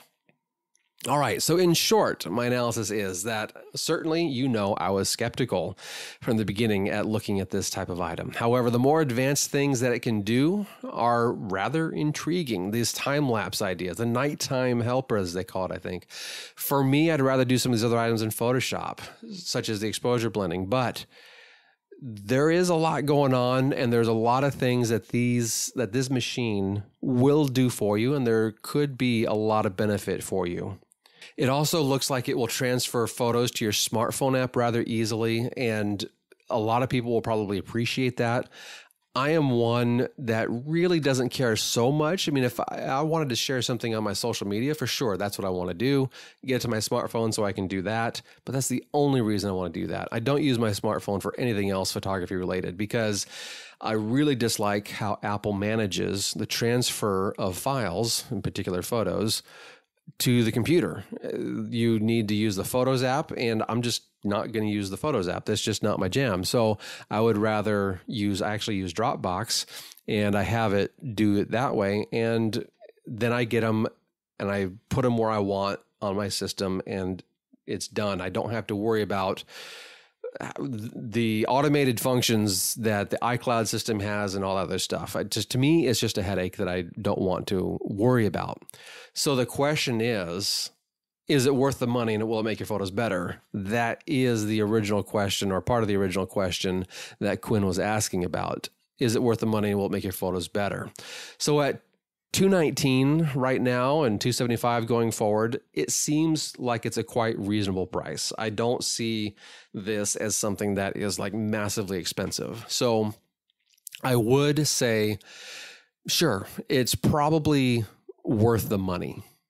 If these things that I've mentioned intrigue you and you're like, that would make my life easier, and I am desiring my life to be easier. Well, if that's the case, then certainly it's going to be worth the money, because it really isn't that expensive. When we look at buying a new lens, or you look at buying even a new memory card, your memory card is $30, $60, depending on which one you get, sometimes more. I just picked up one of these CF Express cards. I can't remember how much it was, but I got the 128 gig version of it. And I do recall that wasn't that cheap. The SD cards are cheap in comparison. So for this to be less than $300, yeah, it's not that bad. Now, for me, I won't be buying one myself.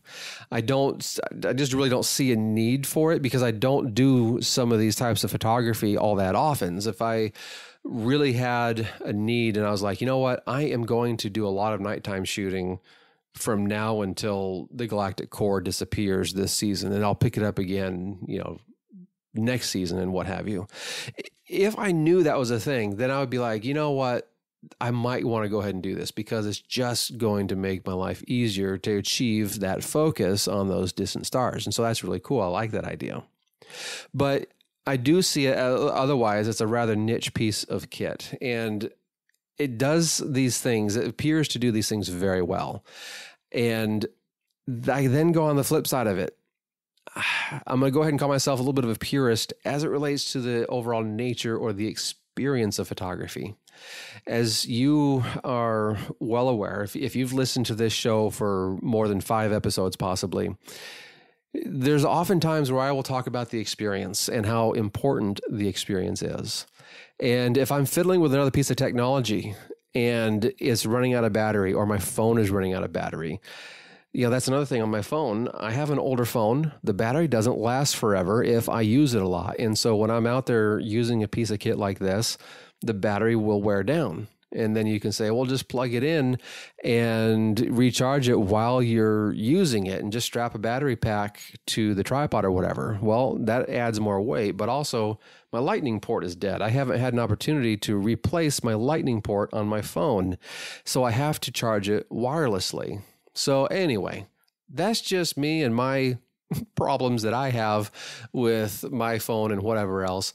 But it still just breaks down what I call the purity of the experience. And I like to just be out there in nature, just nature, myself, and then, of course, the vision that I can express through my camera.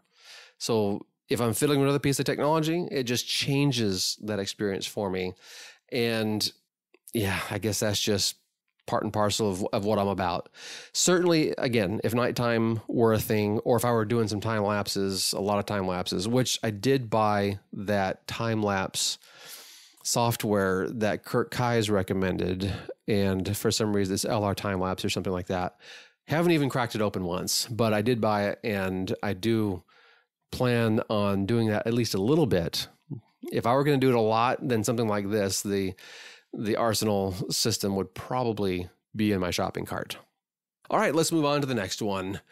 EJ Linzer. He's asking about using adapted lenses from old cameras to digital use. Now, this is something that I actually personally don't have a whole lot of experience with. Although it sounds really cool, I think it would be amazing. The biggest experience, or the most experience that I've had in this sort of idea of manual this or manual that, is literally making pinhole cameras for digital cameras. Those are pretty fun to do. This last, when was it? Yeah, last winter quarter, we had our advanced digital photography, and the first assignment we did was I went out and bought the students a bunch of Pringles.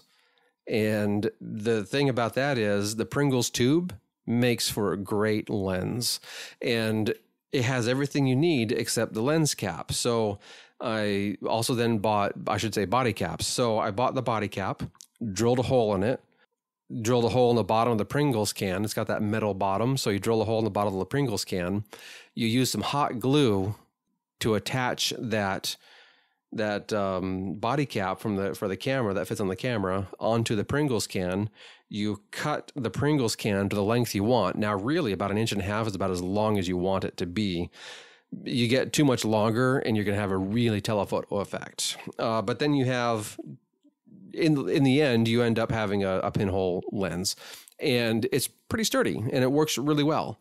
But I would invite you to scroll back in your feed just a little bit of this podcast feed, whether you're using Apple Podcasts or Pandora or Spotify or whatever you're using, Google Podcasts. Scroll back a little bit to episode 116. I spoke with Lori Rowland about this whole idea during our shoot at a place here in Eastern Oregon called Growwiser, and I've got a link both in the show notes here to that episode show notes, which also has a player on it. Or you can, again, just scroll back, like I mentioned, and find episode 116. And I also have a link to Growwiser. And so you can see what that place is about. And it was a great conversation. I just brought the recorder up there. We were just chit-chatting and about our experience there. But then we also got into some of these lenses that she uses. And they have some pretty cool stuff. That's definitely cool. All right, Steve Connery. He would love to hear a whole episode on post-processing fog. I never seem to be able to create the image I know is there, he says. Oh my goodness, this is great. Thank you, Steve, for the suggestion. I will make it happen before too long, probably after I get back from Alaska. So I'm going to Alaska here at the end of the month and beginning of August. And so when I get back, that is when I believe I should be able to make this happen. I will look back at my fog images, and I'm going to look at the settings that I have there, and we're going to talk through those images and why I chose the settings that I have. But another thing I think I'm going to do, we'll see, I'm just guessing right now, so please don't hold me to it. But I want to go ahead and export those processing settings that I have in Lightroom. I'm going to export them as presets, and I'll make that available to you. And then you can play around with it. And please certainly only view these as starting points for your images, because my fog images and your fog setup and your subject and everything, certainly they're going to be very different. And our vision will likely certainly be different. So this is just going to be something to say, hey, maybe it works, maybe it doesn't, but maybe it can also help you understand, at least quickly, you can click through really quickly, some of the options that you have for processing your images of fog. So yeah, I think that's going to be great. We will have that episode probably after I get back from Alaska. Eli Timchin. All right. Thank you for this one, Eli. General overview, looking for a general overview of masking in Lightroom. What are they, when and how to use them, etc. I understand that this might be a broad overview for a deep dive later. Yeah, definitely. This is amazing. An amazing tool to use in Lightroom. It certainly requires a bit of a deeper dive. So I'm not going to get too deep into it right now. I do have a YouTube video that shows some odd behavior on these items. I was playing with it and I was like, well, this is weird. I'm going to just record this video because this is weird. I have a feeling it's already fixed. This issue that I illustrate was already fixed. You can also find that link on the show notes website, and you have to scroll down. It's scrolling pretty far because, like I said, this particular post is a doozy. There's a lot here, but look for Eli's question. It's towards the bottom of the page, and then you'll find it just says YouTube video. It shows in blue. I will plan on making at least one video, if not a couple of videos, where I split it out and maybe even make this an entire episode here on the podcast. But these tools, these masking tools, are very well done now. When they first came out, when they first kind of transitioned from the regular adjustment tools that we had, it was the brush adjustment and so on, and now they call them masks. Now that we have these in the fashion that we do have them, there's some extra power going on there. And I want to be able to really articulate why I believe these are a bit more powerful. So that's going to take a lot more of a deep dive than I want to get into right now. But thank you, Eli. That's going on my list, and I will get to that for sure. Rich Hughes, he wants to know my culling strategy, or at least a discussion on culling strategy. It seems like the more people I talk to, it seems like I'm a bit of a nut when it comes to culling my photos. Because I only keep, maybe, if I'm lucky, I can say I keep about 25% of what I shoot, probably less. So literally, I hit the delete button. I don't worry about backups. They are gone. I don't want to see them again. Because if an image doesn't add value, I get rid of it. They're basically just weighing me down, and it is clutter, and I just want to get rid of it. That can feel pretty harsh, for sure. But here's the idea. These are in no particular order, but I have basically now 4 basic criteria that I would have for keeping images around. Significant historical value. That might be my own interest of history. That might be what I view as a world interest in history. It doesn't matter if it has some kind of historic value, or if I see that it could have value in the future because of the way something is now versus it might change in the future, and therefore a look into the past may become valuable. If that's something that I can project, then certainly I'm going to be taking a look at that. I'm going to be considering keeping that image around. Also, if it has a significant personal interest or value, such as family or other reasons, certainly photographs of my kids, photographs of my wife, so on and so forth. These types of things I'm definitely going to be keeping around. You bet. If it has commercial value, if for some reason I see that there is some kind of definite commercial value there, I'm going to be keeping it around. Maybe it's a client. I literally, you probably will never hear me talk about this again, but I literally just earlier this week, I did a real estate shoot. I haven't done a real estate shoot in forever, and I actually had a pretty good time. You can bet your last dollar I'm keeping those images around at least for a while. The nice thing about real estate images is once the house is sold, they don't need them anymore. And yeah, that's just great. So I don't need to keep those images around for like 5 years or whatever. But you can bet your last dollar until that house is sold, I'm definitely keeping those around. So I'll keep them around for probably a year, and then I'll see about getting rid of them. Maybe there's some other type of commercial value that is not related directly to a client per se, but any other type of commercial value that I see it may have, certainly I'm going to be keeping it around. And then finally, and this is probably the most important one, I said in no particular order, but I probably did save the best for last. And that is artistic or other creative intent and purpose. If it has value for those purposes, for those reasons, then definitely I'm going to be keeping it. If it achieves my purpose as a photographer, if it helps me achieve my purpose, I should say, as a photographer, I'm definitely going to keep it. And certainly, I totally admit the problem with at least some of these items, it lies with the idea that sometimes our plans or our vision can change. That is totally possible. What if I deleted something and tomorrow or 10 years from now or whatever, I remember, oh, I deleted that thing and now it's gone. Well, I'm going to say I'm still actually okay with that. After 20 plus years of shooting, my entire library is still under 40,000 images, and I only keep the best and most meaningful images. And I'm okay with that. And if there's something where I can literally recall, oh, I had a shot of that and now I don't, it's the kind of thing where I guess I can just say I've accepted the idea that I run that risk by deleting everything that I don't want to keep, and I'm okay with it.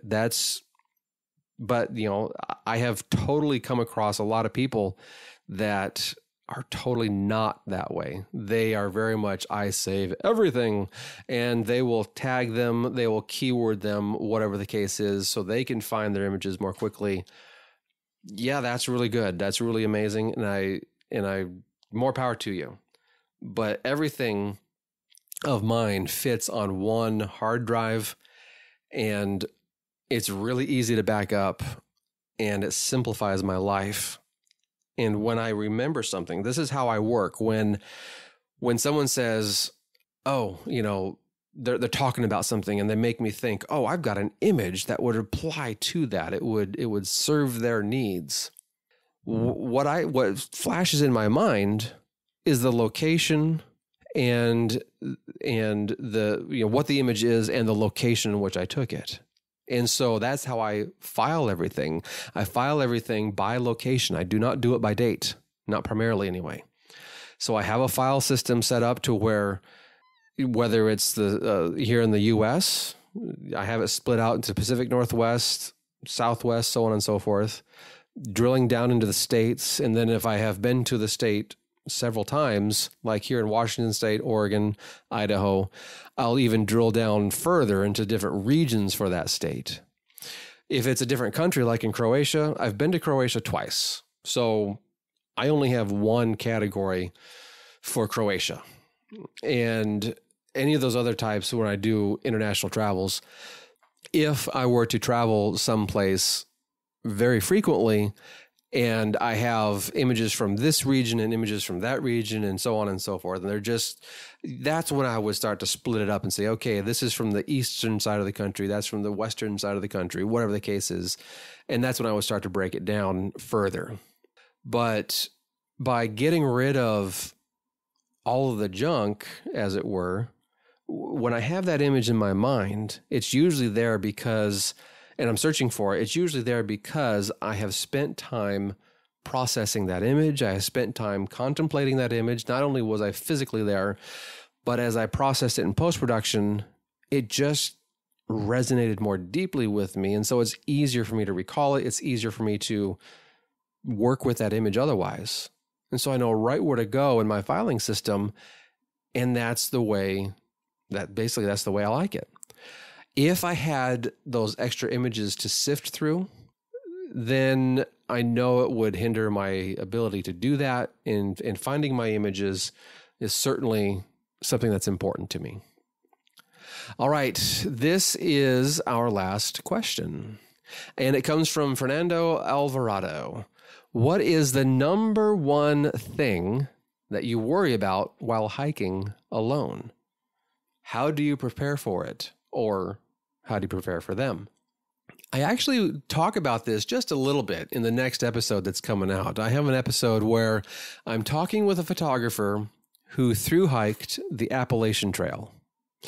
And boy, howdy, what a great conversation. That was amazing.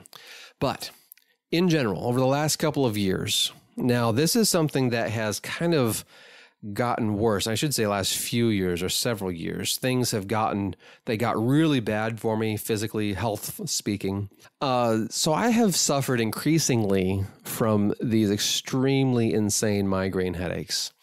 And the problem is, though, that they had been extremely rare, and it was just something that I had no idea what the trigger was, what was causing these things.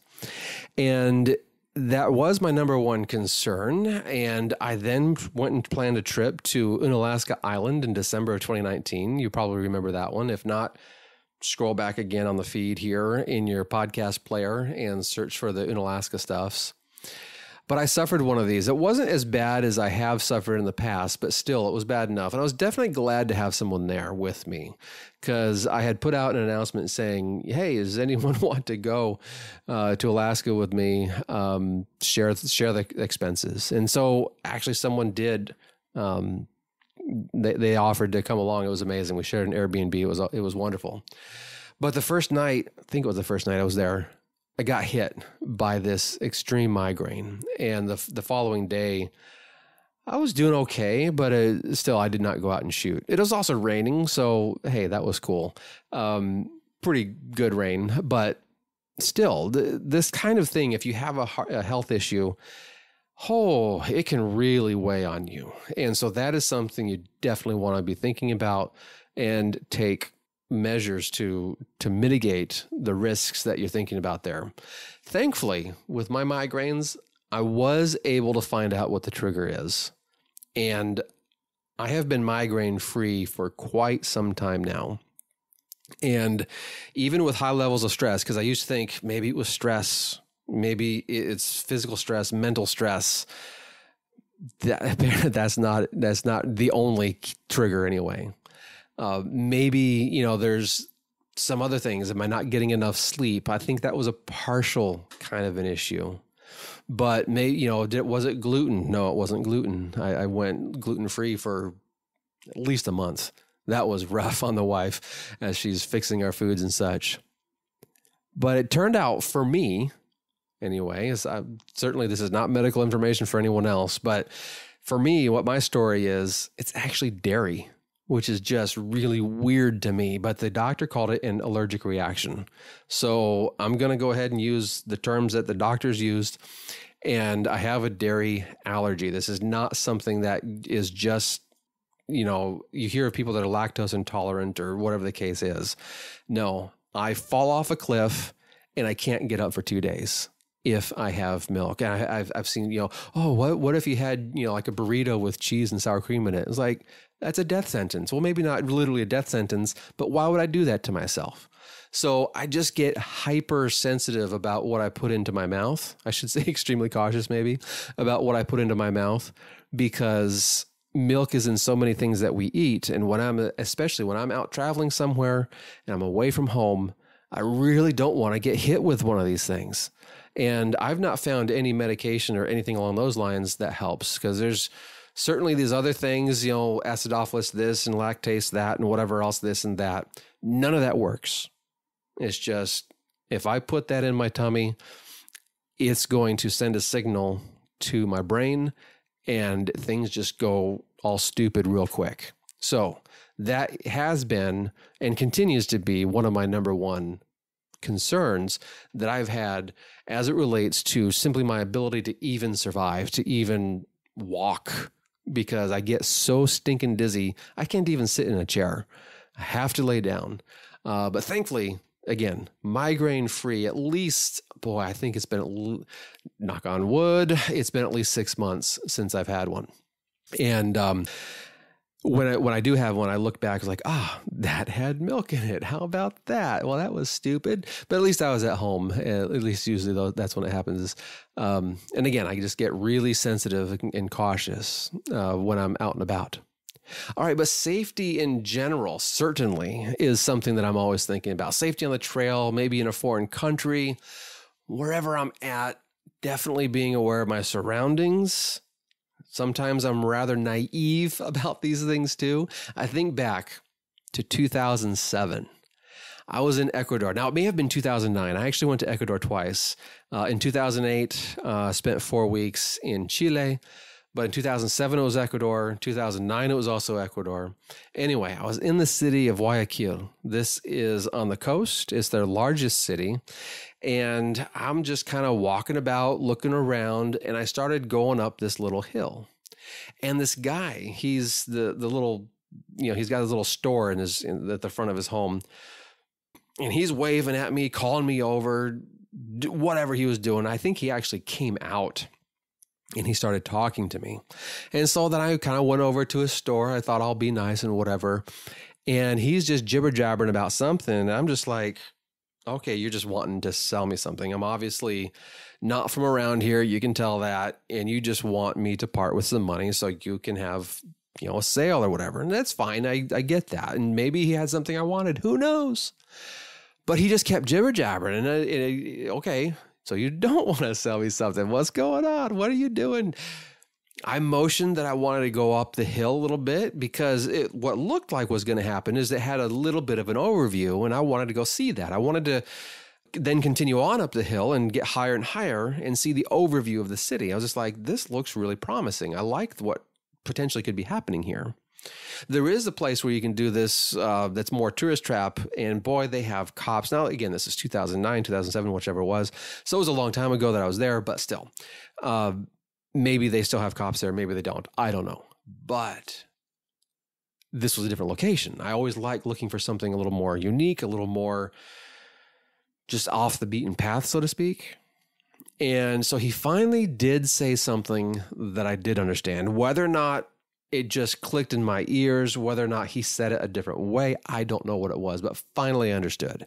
He said, "Seré tu seguridad."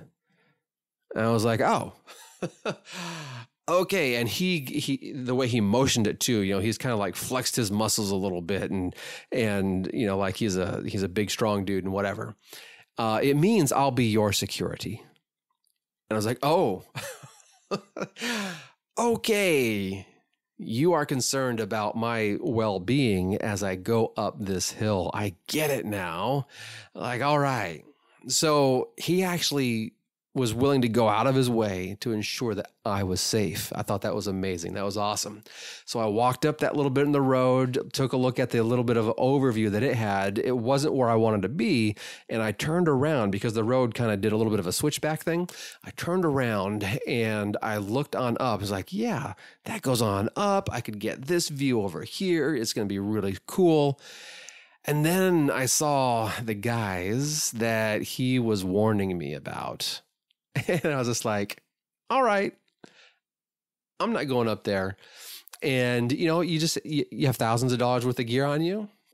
Just understand you're a bit of a target. So wherever you are, whatever city you're in, whatever country you're in, whatever town you're in, just be aware of your surroundings and do what you can to keep yourself, I don't want to say safe, but just keep yourself knowledgeable about what's going on around you. And if you got to keep moving, then you got to keep moving. And don't let yourself get backed up into a corner kind of like that. Now, as for hiking in the wilderness, because that was, just in the city, outdoors, walking along in the city kind of thing, out in the wilderness, I'm certainly concerned about getting into trouble and not having anyone to help me. Now, I do still hike alone, but I'll oftentimes look at the trail as on a map as I'm planning, and I consider its popularity. Certainly, if it's too popular, I don't want to go there. But if it's too remote, that's the same kind of thing. I don't want to go there. I'm also a huge believer. I love hiking where there's streams and rivers, not only to photograph, because I love water. I love photographing water. If there's a trail that goes by a river, though, or crosses a river, usually there's other people there too, though. So there's some built-in safety in numbers in that case, at least in small numbers possibly. But I don't like carrying a lot of water either. Water's heavy. So there's that too. But also, you're going to also hear me say something about water in the next episode where water is important to me for sure. And I want to make sure as I'm planning my trip, as I'm planning wherever it is that I go, I want to make sure I've got a usable water source that I can put my filter down there. I can drink up as much as I need. And if I go to a place that doesn't have that water, you can well rest assured there's not going to be other people there either. Now, I will eventually most likely get the Garmin InReach Mini 2. And I've got a link in the show notes to the Garmin website on that. You can also just search it really easily. What it does is it connects your smartphone to your smartphone, and you can send text messages to your friends and whatever else. Certainly it costs money. It requires a subscription service to keep active and things like that, but also has the ability to send an SOS signal. So if you get into trouble, you hit the SOS signal and the Calvary is on the way. It does use the Iridium satellite network, which covers the entire globe. So that's kind of cool. And when you're out there next time at night, you might be able to see an iridium flare. And what that is, you've got these satellites, largely they're moving north to south. There might be a bit of an angle to it for sure, but look north to south.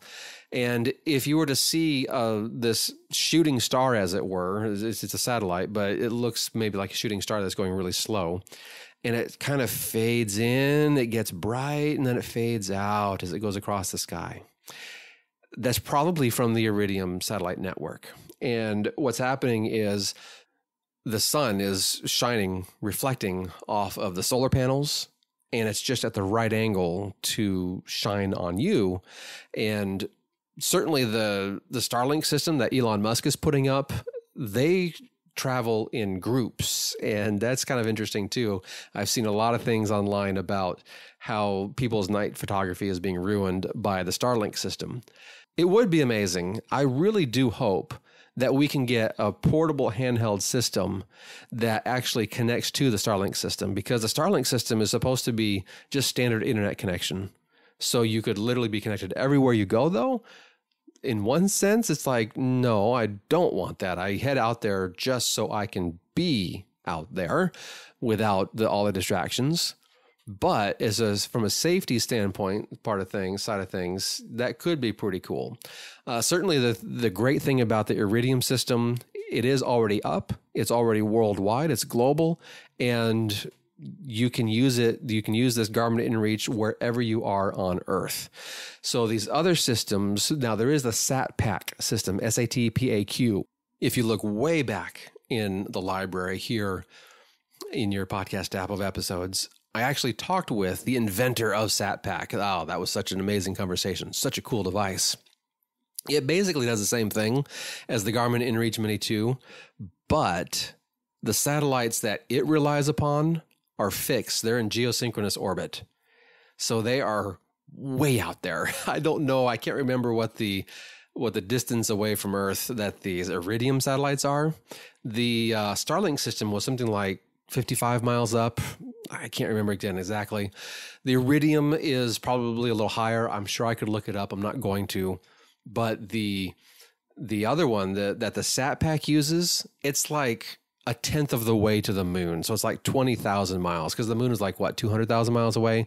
Again, I can't exactly remember these numbers, but anyway, it was about a tenth of the way to the moon. I was like, okay, that's way out there. But it's on a satellite that's like the size of a school bus. So massive unit, way, way, way, way out there, but it's in geosynchronous orbit, so it only can serve one geographic area.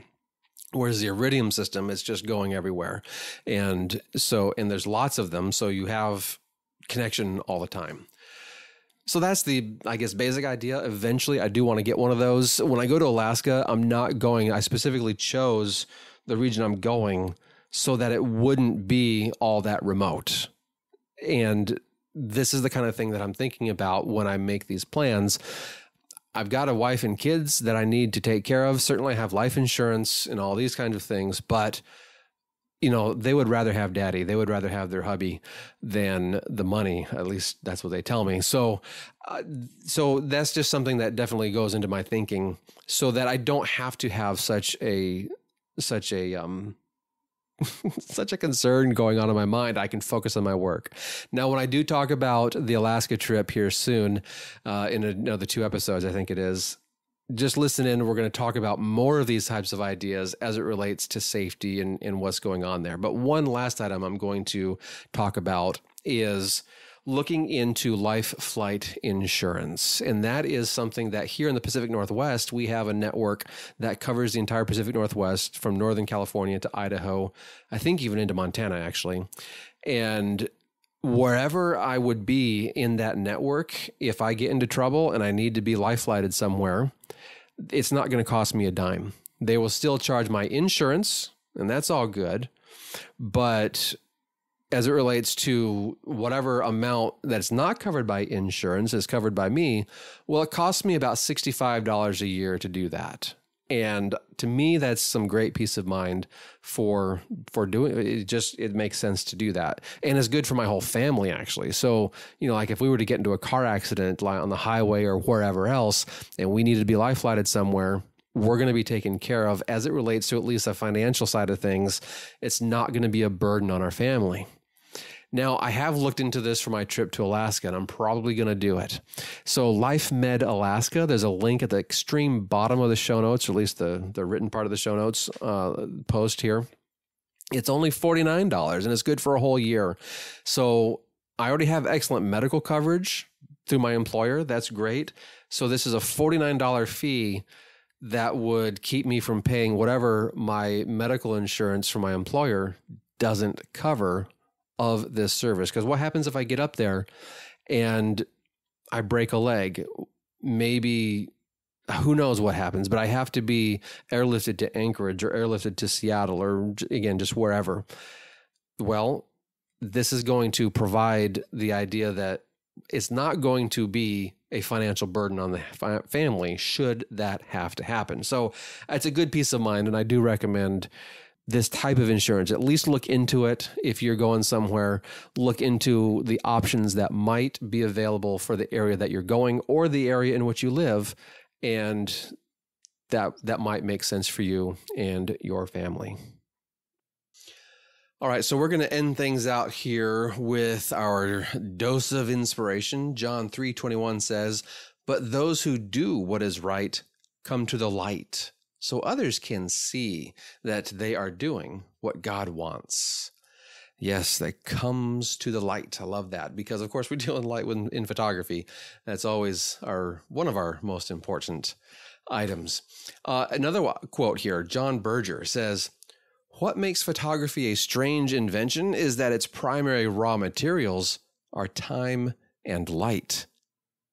That everything comes down to your quantity of light, the light that you have, the light that makes the image what it is. And of course, the time that your shutter is set to, the slice of time or the long period of time that gets translated into this still image.